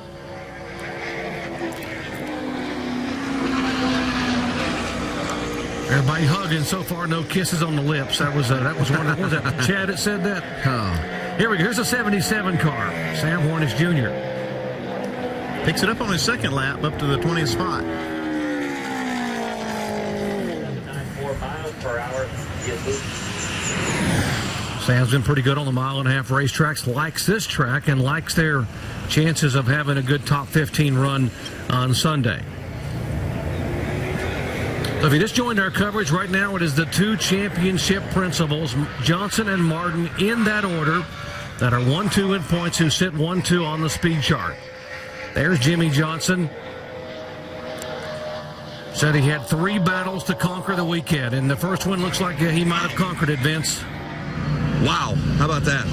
Where did you find that? There seemed to be so much indecision before the run, and then it was so convincing. Where did you get it? Yeah, I think Mark started the indecision for everyone with the qualifying practice. He didn't know where to run, and you guys talked about it. And then all of us watched what he did and didn't know where to run. So I didn't know where to run, and I knew 1 and 2 with the shade on it. I was in the right spot. And from watching the video, it seemed like a lot of guys were slow back to the gas in 3 and 4, and I really focused on that. And I started the gas really early, and the car started turning. And then I was a little worried about corner exit being loose, but it stayed underneath me. It worked well. And I knew in practice that it should have been much better than 21st. I just got a poor lap and jumped the cushion down here in 3 and 4, and luckily didn't hit the right side on the wall. But great effort. It was a little bit stressful, a little more stressful than we wanted this afternoon for the slows team. But Chad kept us cool. I did. These guys did, and went out there and got a good lap.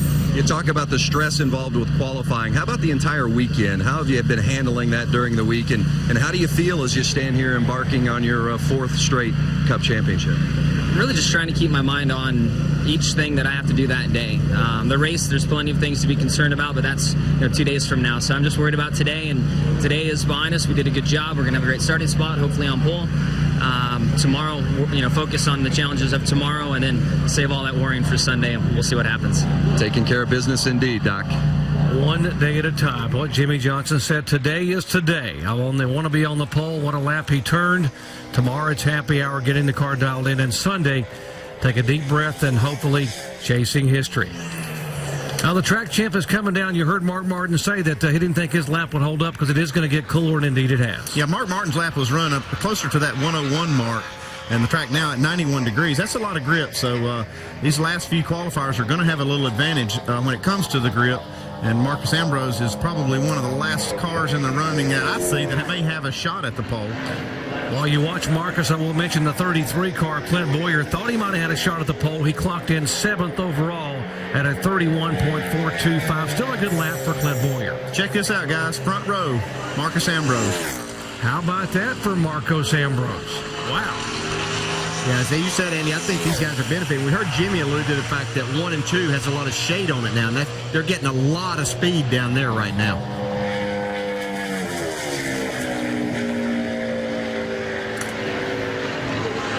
We saw Marcus Ambrose on the last mile and a half that we run have a great run at Texas a few weeks ago. They ran out of fuel late in the race, but they were up there battling for that race. They had a shot at winning the Texas race for sure. Man, he's not as quick the second time by, but good enough right now to be on the outside of row 1 beside Jimmy Johnson. Let's go down and visit with Jamie McMurray. Well, he's a Roush car, and they're always good here. Good qualifying effort. Take us through that and try to tie in the fact that you signed your deal for next year, so there's got to be a little bit of relief. Yeah, this has been just an awesome track for Ford and for Roush, and certainly this is Ford Championship weekend, so it's a great place to have your cars run well. But our Crown Royal Ford Fusion, we unloaded a lot better today than what we have in like the last 10 weeks. So certainly the engineering department and everybody at Roush Fenway, whether you're the guys putting the crush panels in or the people hanging the bodies, they've made our cars just every little place a little bit better. And the cars had a lot more speed in it this weekend. So excited about that. And then had our announcement today that moving back over to Earnhardt Ganassi Racing. And I've had a great relationship with Chip and Felix even when I left, and we've continued that friendship, and their cars are just really, really fast right now, and it's a great opportunity for me. I actually got to go to their shop on Tuesday of this week. I haven't been there in like 4 or 5 years, and it was a lot of fun to see all the old faces and have all those guys pat you on the back and say that they were glad to have you back. There's a lot to be said about not only having the 10 or 11 guys on your team be behind you, but to have the whole organization behind you. So excited about getting to be over there, and obviously Bass Pro Shop's the sponsor. I grew up 60 miles from Bass Pro Shops, and when they first got in the sport, I thought, how awesome would that be to get to be a part of that, being a Missouri boy, and it's exciting. Elliott Sadler, as soon as he found out that I had signed to drive the Bass Pro Shops cars, invited me to Emporia, Virginia to participate in his hunt club, and hopefully in the next couple weeks I'll have my first buck that I've killed. So excited about a lot of things right now. A lot of new things for Jamie McMurray. Congratulations, Doc. Love to see him smiling and so excited about what's going to happen in 2010. Here's Bobby Labonte. Made the announcement last week that he would be driving this car for 2010 for Kevin Buckler. And pretty good lap, guys. Yeah, 14th. I think there's definitely going to be some more grip left in this track with the sun going down. And you got a couple other cars that may have a shot here, maybe even Bill Elliott. Bobby, the former winner here at Homestead Miami Speedway, won this race back in 2003. I know I could have drove harder, but if I drove any harder, I would have been slower, I'm sure. So. Bobby commenting on the lap he turned here. And what about Marcos Ambrose? What a surprise, Vince.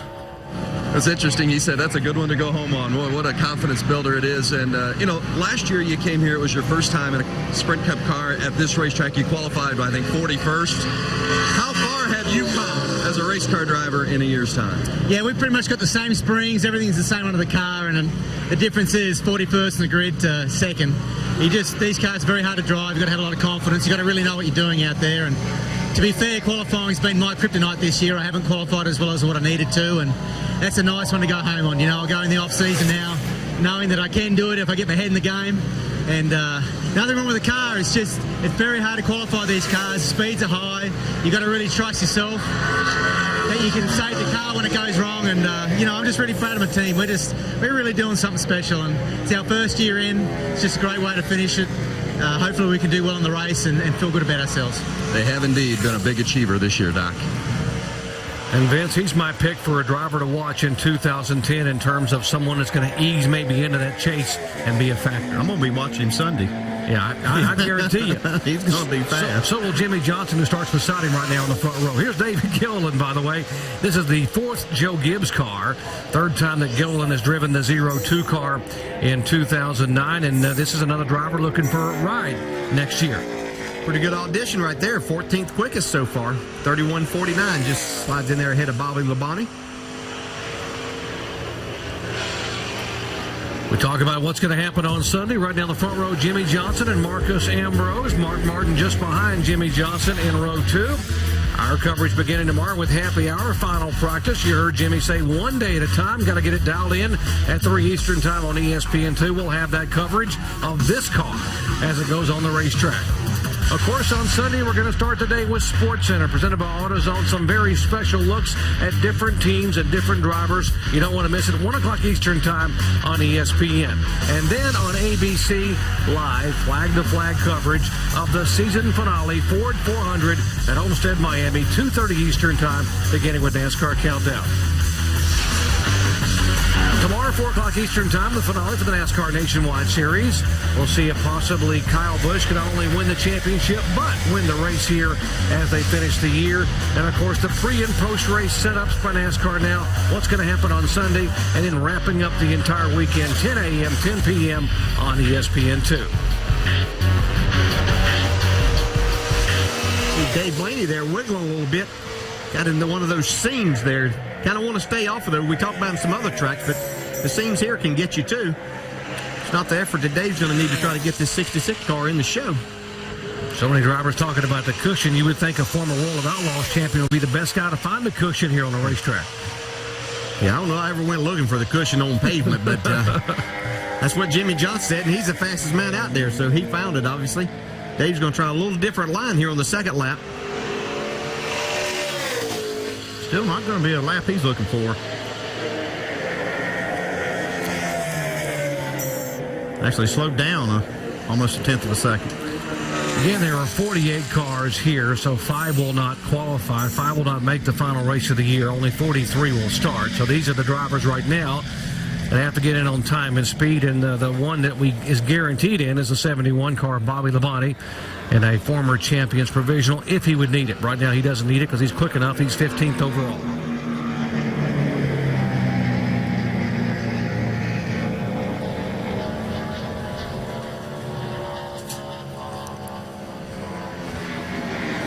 Johnson. On the track, the 70 car. This is a second Kevin Buckler on Chevy. This is the team car to Bobby Labonte.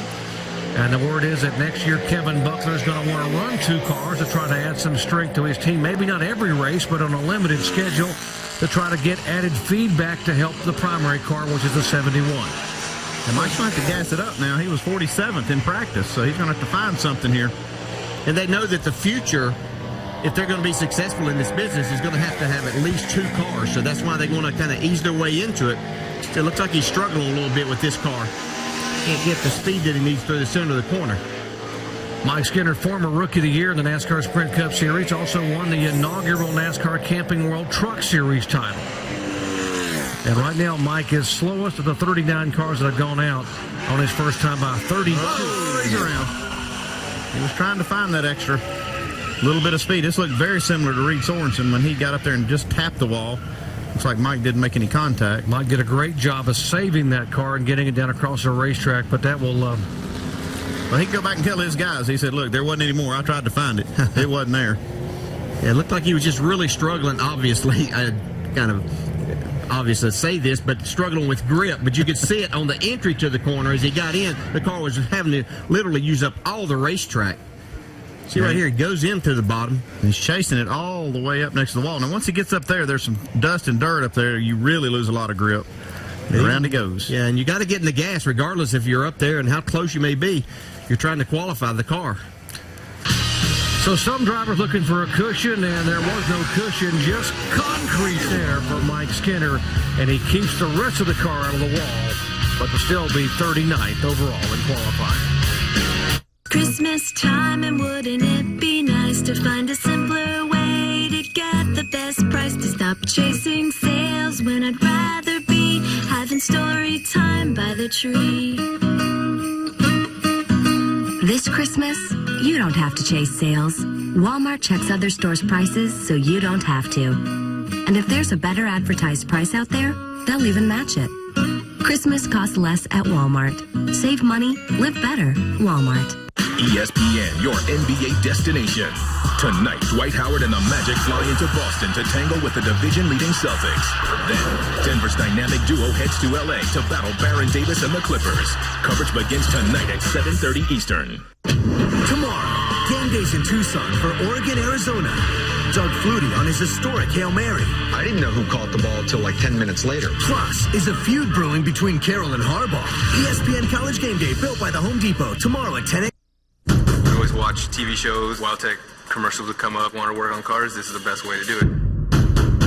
Preparing you for the outside world, the best way to do it is stick you in a whole garage. They teach you about the computers to build engines. They get in there with you, just rip them open. I take pride in just knowing that it came in with a problem and that problem's fixed when it leaves. Working on cars is what I like doing, so it's not even like a job to me. My name's David, and my school is Wildtech. Get on the fast track to a career. Train with Wyotech. 1-800-788-4306. Are you sure this is HD? It's AT&T Uverse HD. Looks like bad HD. The details are a little fuzzy with AT&T Uverse. Tell your dad that Comcast has way better HD picture and the most HD choices. Guys, I'm right here. I got your back, kid. Shaq's got your back. Don't settle for less with Uverse. Get more HD choices and the best rated HD picture quality with Comcast. Dad, can Shaq stay for dinner? Yeah, Dad. Can Shaq stay for dinner? Little sun and fun here in South Florida. That's Miami Beach, just about 30 miles north of us here. We are at Homestead Miami Speedway. On the home stretch for the 2009 season, 36th and final race. We're going to crown a champion. And the guy on the racetrack right now knows what it feels like when you get called champion, because he won it back in 1988. Awesome Bill from Dawsonville. 16-time most popular driver. Trying to hang on. He is a winner, former winner here, a pole winner and a race winner. Back in 2001 in a Dodge, and this is the Wood Brothers Ford he's driving. Top 10, man. 8th spot for Bill Elliott. I'd call him in, Eddie Wood. I would. That's all you need right there. Best finish of the year for Bill was a 15th at Charlotte. So he his 12th race running in 2009, and word is he's probably going to run a limited schedule again next year.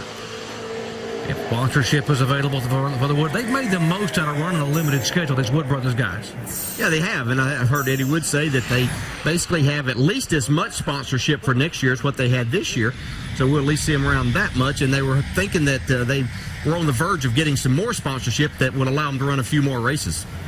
Good to see Bill Elliott back. By the way, his son Chase, who's I think 13 years old, is just absolutely tearing up the short tracks in the Southeast, so there's another Elliott on the way. I've seen him race. He's good. 8th overall for Bill Elliott right now. It is Jimmy Johnson on the provisional pole. Marcos Ambrose, then Mark Martin, Tony Stewart, and Kevin Harvick, the top 5.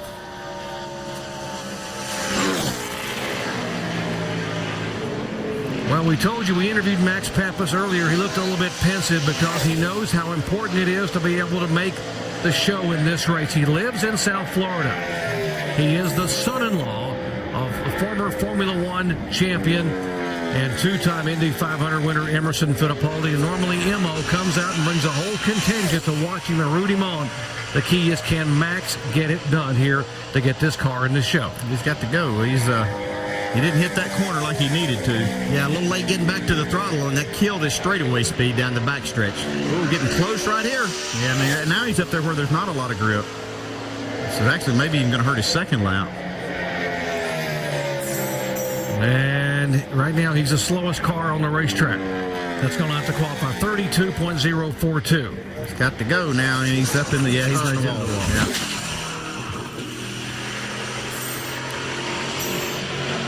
So bouncing it off the concrete, that will not, he will not All be right, baby, way to go for it. Either way, way to go. Just bring it in. Just bring it in. They can hear the crew guys just saying, hey, we see you did everything you could. Nothing else to get up there against the concrete. The right side of his Toyota pretty much rubbed off the Geico lettering there, trying to do everything he could to get this car in the field. Back in a moment. When your engine's running clean, you feel it. And Pennzoil Platinum Motor Oil cleans out up to 46% of sludge in your first oil change and continues to clean in your next change. Feel our ultimate clean. Not just oil, Pennzoil. Rated everyone.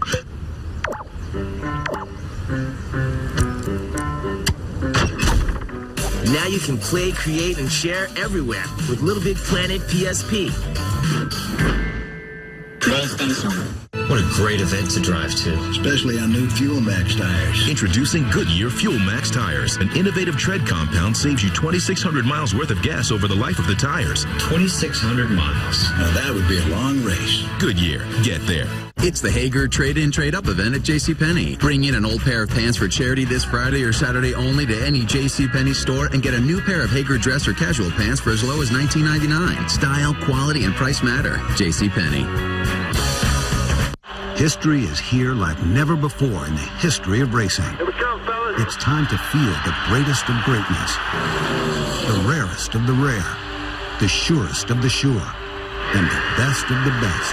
It's time to feel what most have never accomplished, and many can only dream of. The fourth of 4 straight. Great job, boys. The chase concludes with the Ford 400 at Homestead, Miami, Sunday at 2:30 Eastern on ABC. This copyrighted telecast may not be reproduced, retransmitted, or used in any form without the authorized written consent of NASCAR Broadcasting. NASCAR would like to thank all of our loyal fans for your continued support, and we hope you enjoyed today's broadcast.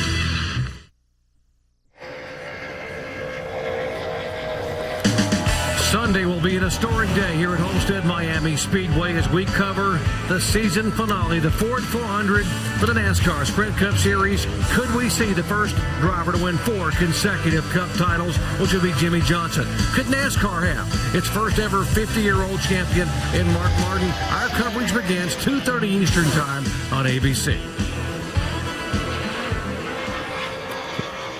1.5 mile oval, banked 18 to 20 degrees. They call it progressive banking. That's why there are so many different options on grooves to run. Here is last year's Rookie of the Year, Regan Smith, out to qualify and got to get his Chevy in the field. Comparing that to right now Bill Elliott, who is the fastest of the cars that have to get in on time and speed. He's not there, but a pretty good lap.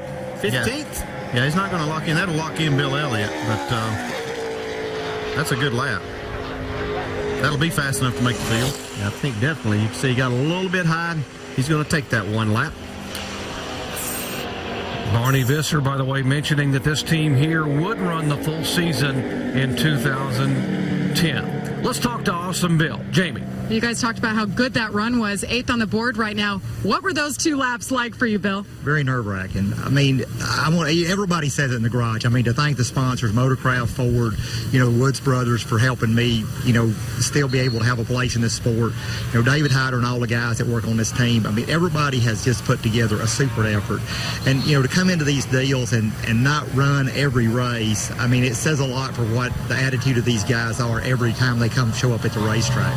And I mean, we ran good in practice, and then we just had to back it up qualifying. I felt like that I got everything I could get at the point in time I got it. I don't know what I changed to go any better, but we'll just have to get in this show, get going, and then come run Sunday afternoon. Doesn't matter how many years experience, you still hold your breath when you're a go or go homer, Doc. That's right. Bill Elliott is still so appreciative of being here and being a part of this sport. And how about another driver who is a champion, in fact, a 2-time champion that retired a couple of years ago from full-time competition, but now back to run a limited schedule, Texas Terry Labonte. Let's see what he can do in the 08 car.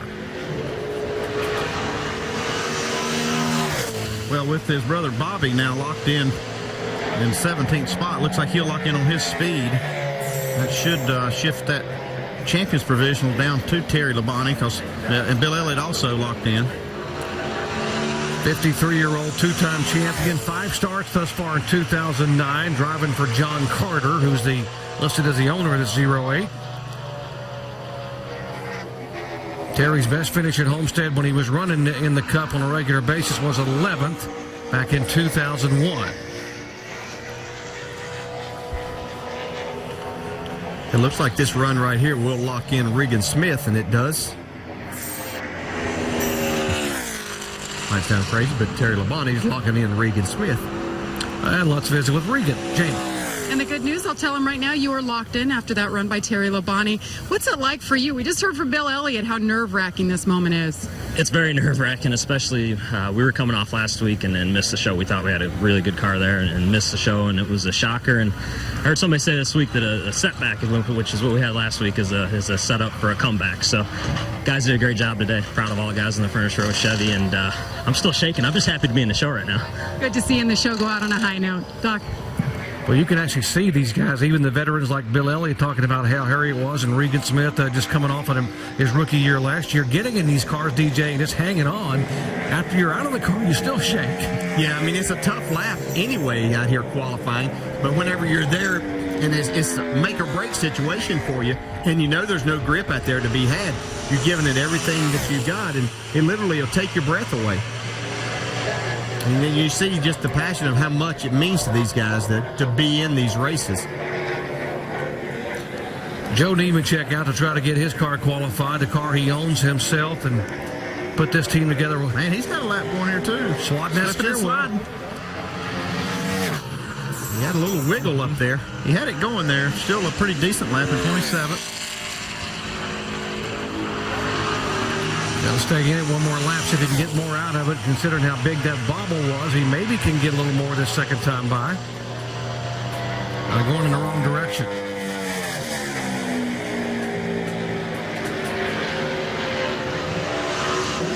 Thing is where a bobble like that's going to hurt both of your laps. It hurts your exit speed there for the first lap, and then you don't have the speed built up for the start of your second lap.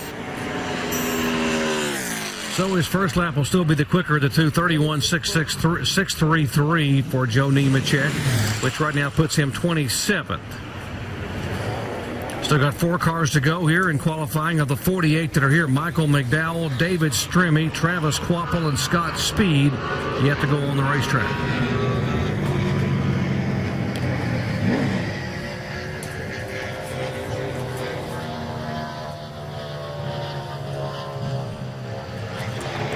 Here's the 36 car of Michael McDowell going out to try to get this car qualified.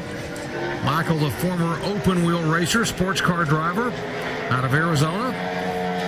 Ran for Michael Waltrip a year ago. This year sort of trying to find rides where he can before he's hoping to be able to get back into the sport full-time in 2010.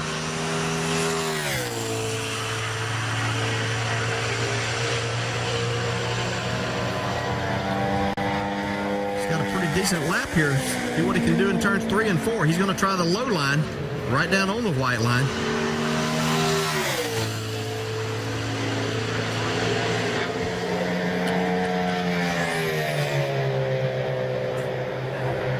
And he comes by a pretty good lap, 31.499. That's 17th overall, and that locks him into the field. So a good lap for Michael McDowell. That's an excellent job. That's a fast lap. The racetrack's definitely getting faster. I think the track temp coming down is definitely giving it more grip, and so these guys are taking advantage of it. The only 2 cars right now that are not going to make it as of right now on Sunday are Mike Skinner in the 70 car in the Chevy, and Max Pampas's Toyota, the 13 car.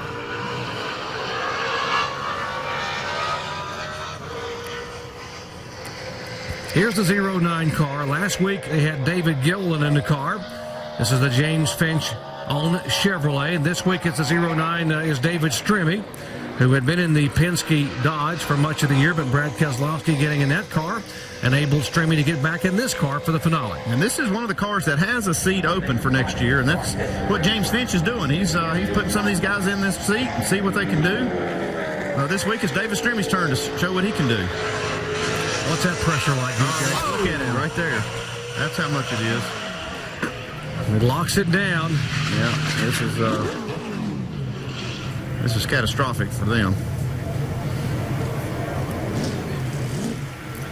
I know he has an opportunity to go around here and try to make another lap, but he's chewed these tires up pretty bad there. Yeah, and I think right front may possibly already be down.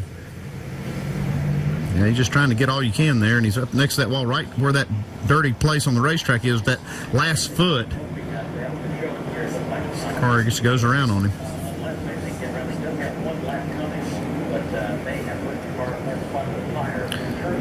Got it locked up, sliding across the grass. And David Stremme trying his darndest to get that 09 in the field with an audition for 2010.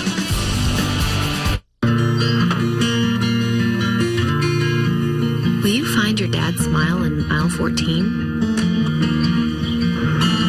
Along a weighted journey in aisle 10? Yeah, because when you save money on the little things, it adds up to life's more amazing things. Walmart saves the average family $3,100 a year, no matter where you shop.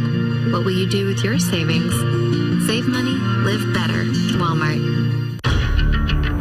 From the track to the woods to podiums everywhere. The Yamaha YFZ 450R for the track and new YFZ 450X for the woods. They're the ultimate win-win. Tell me, Francois, how do we inspire ourselves to greatness? Mindel wants us to win the World Cup. From director Clint Eastwood This is the time to build our nation. comes the inspiring story of how one man's dream We've become more than just a rugby team. united a nation. This rugby is just a political calculation. It is a human calculation. Morgan Freeman, Matt Damon, Listen to your country. This is it. Invictus, rated PG-13, starts December 11th. Final few cars to qualify here at Homestead Miami Speedway. Right now it is Jimmy Johnson and Marcus Ambrose, the top 2. Martin Stewart and Harvick in the top 5. The 37 car going on the racetrack. That is Travis Quapple. Again, some of these drivers auditioning for jobs in 2010. We mentioned that Bob and Brad Jenkins, who own this car, are looking to run 2 cars full-time next year.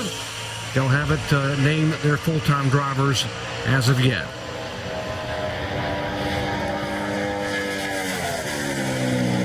See the front end of that car bouncing. The track's a little bit rough down that back straightaway. If these guys tie down the front end as much as they can with shocks, Andy. You just don't have very much available travel in these COT cars because it's only 4 inches off the ground. And it's, it's hard. It's not a lot of travel. So they have to restrict that with bump stops, and they want to hold that platform all the way around the track. So that's why you see them bouncing around like that a little bit. That first lap will lock him in there. Looks like the crew chief told him. He'll shut it off. So Quapple 27th overall. Let's visit with David Gilliland. Jamie. And he's currently 16th right now, making his third start with Joe Gibbs Racing. So I know you've been a go or go homer, been talking about the nerves, but this is it for you. You have nothing lined up for next year. How important is this weekend for you? Very, very important. It's, we're talking to some people and working really hard at trying to put something together, but definitely need a job for next year, for sure. So this is awesome. We struggled a little bit in practice, and, Wally Brown and all the guys, made some great changes to our Farm Bureau Insurance Toyota, and awesome, man. I just this sport and the time of year that it is right now. I mean, if I'd have spun out there and not made the race or something, I mean, it could have been totally detrimental to my career. And so, I mean, and that's a lot of pressure to have on you. When you strap in to go and go in there and put it all together for one lap. So I'm really, really proud of the guys. Proud of what we've been able to accomplish, and really grateful for my opportunity here at Joe Gibbs Racing. I'm sure there's a lot of people watching you. Congratulations. David Gilliland is in the field, Doc. Thank you, Jamie. Pretty high stakes coming up on Sunday. These guys that are in the field looking for jobs for 2010. Here's Scott Speed, a rookie driver. And Scott qualified on the outside front row here a year ago. Ran in the top 5 for much of the evening. Had a 16th place finish, and he had a good lap going. He's making a run at Jimmy Johnson. He's on the outside pole. P2. Wow. Man, I say Jimmy Elledge and that crew did a good job getting this car ready to qualify. Scott Speed did a great job driving, too. That was a great lap. Exactly where he qualified a year ago when he started second. But he's a rookie. Now, having a rookie start alongside Jimmy Johnson, how much more does that add to your concern on Sunday if you're the veteran Johnson? I don't know. No. He's okay. Yeah, I think Scott Speed understands, too. I mean, he's as a great lap he just made right there, but he also understands the situation on Sunday, and he's not going to do anything that's going to jeopardize himself or Jimmy Johnson there early in that race. Yeah, and Joe Nemechek got bumped out. He was the last car to get bumped out of the field. What a great way to finish qualifying with the Scott Speed lap. Now second on the outside of row 1. Marcus Ambrose third, Martin fourth, Tony Stewart fifth. So we have 3 chasers starting in the top 5. And what a lap for the 3-time and defending champion, Jimmy Johnson. He knew he had to get a good lap in to be able to go out and possibly beat Mark Martin. And Jimmy Johnson just stood in the throttle and came down and got it done. Yeah, baby. Yes. Told you. I love you. 3104. Get you some of that. Kiss you on the lips. Well, it's kissing time down there, Vince, because Jimmy Johnson has gotten it done. 4th pole of the year. Is it regular that the two of you would be kissing one another during a race weekend? God, no. And that's why we had this conversation after Talladega. I said it because he put fuel in the car. I don't know why. And then he said it now, and now here we are having this conversation. So I'm happily married. But great effort, obviously. Very proud of what we did today. To be 21st and bounce back. I mean, I knew we were going to be better than 21st, but to blister a lap like that says a lot. And hopefully everybody in store 1111 is going crazy right now. You've won races from all over the grid, but what kind of confidence does it give you, Chad, the team, when you put the car on the pole in qualifying? It does give you confidence, but qualifying trim and Friday is so different than what we'll have tomorrow and then moving on into Sunday that we don't want it to, we'll use the momentum for sure, but we don't want to get cocky or too confident in what we did today because tomorrow's a new day with a new set of challenges. We'll sleep well tonight, which is needed, and show up tomorrow and get to work. Jamie? How about Scott Speed or go homer, and he ends up qualifying outside front row? You're starting next to Jimmy Johnson on Sunday. I don't know if that's sunk in yet. I know. How do you handle that situation? Carefully. I mean, I don't know. I think more than anything, it was just a product of being able to go out when the sun was going down. But nonetheless, it's 2 years in a row we're on the outside front row here, so eventually I'm going to want to be on the pole. But anyways, car's pretty good in race trim. Hopefully we can work on it. Obviously, when you start up in the front on a race like this, especially the way the restarts are working now with, the lappers having to go to the back, it's a real advantage because, you potentially don't go a lap down, you stay on the lead lap all day and get a good result. So we've got to take advantage of it and run good all day on Sunday and come on with a good, strong end of the year, I guess. Strong end of the year. Scott Speed qualifies second. Doc? And he said carefully. Remember that word that Scott Speed said. How do you handle starting outside a man who is chasing history on Sunday? Jimmy Johnson on the pole. You see Mark Martin will start in 4th position. Look back, Tony Stewart is 5th. Ryan Newman qualifying 7th. These some of the other starters there. And, of course, Carl Edwards, who won this race a year ago, has been awfully good here in the Roush Fenway Ford. 24th, as is Greg Biffle, the 3-time winner, starts in 8th position. Guys, your thoughts about qualifying. Jimmy Johnson, round 1 of the weekend battle is done, and Johnson has won it, starts first on the grid. A pretty incredible lap by Jimmy Johnson, but I was impressed by where all the cars were running all over the racetrack in qualifying. So what does that mean for Sunday? That means we're going to have great racing all day. Yeah, and these guys, Jimmy Johnson and Chad Knaus, did exactly what they said all week they wanted to do. That's come here, start up front, where they got a chance to lead some laps early. So far, everything's going their way. So worried they needed to avoid what happened to them in Texas because of starting back out of the top 10, and they got caught up in an accident, and it cost them a ton of points. Well, that wraps up qualifying. Tomorrow we have the NASCAR Nationwide Series Ford 300 at 4 o'clock Eastern Time. We're going to crown a champion there. Sports Center presented by AutoZone on Sunday, 1 o'clock Eastern Time on ESPN, and then live flag-to-flag coverage of the NASCAR Sprint Cup Series Ford 400 on ABC at 2:30 Eastern Time. Coming up next, 2K Sports Classic benefiting coaches versus cancer. On Sunday, one man chasing history. Can he get it done?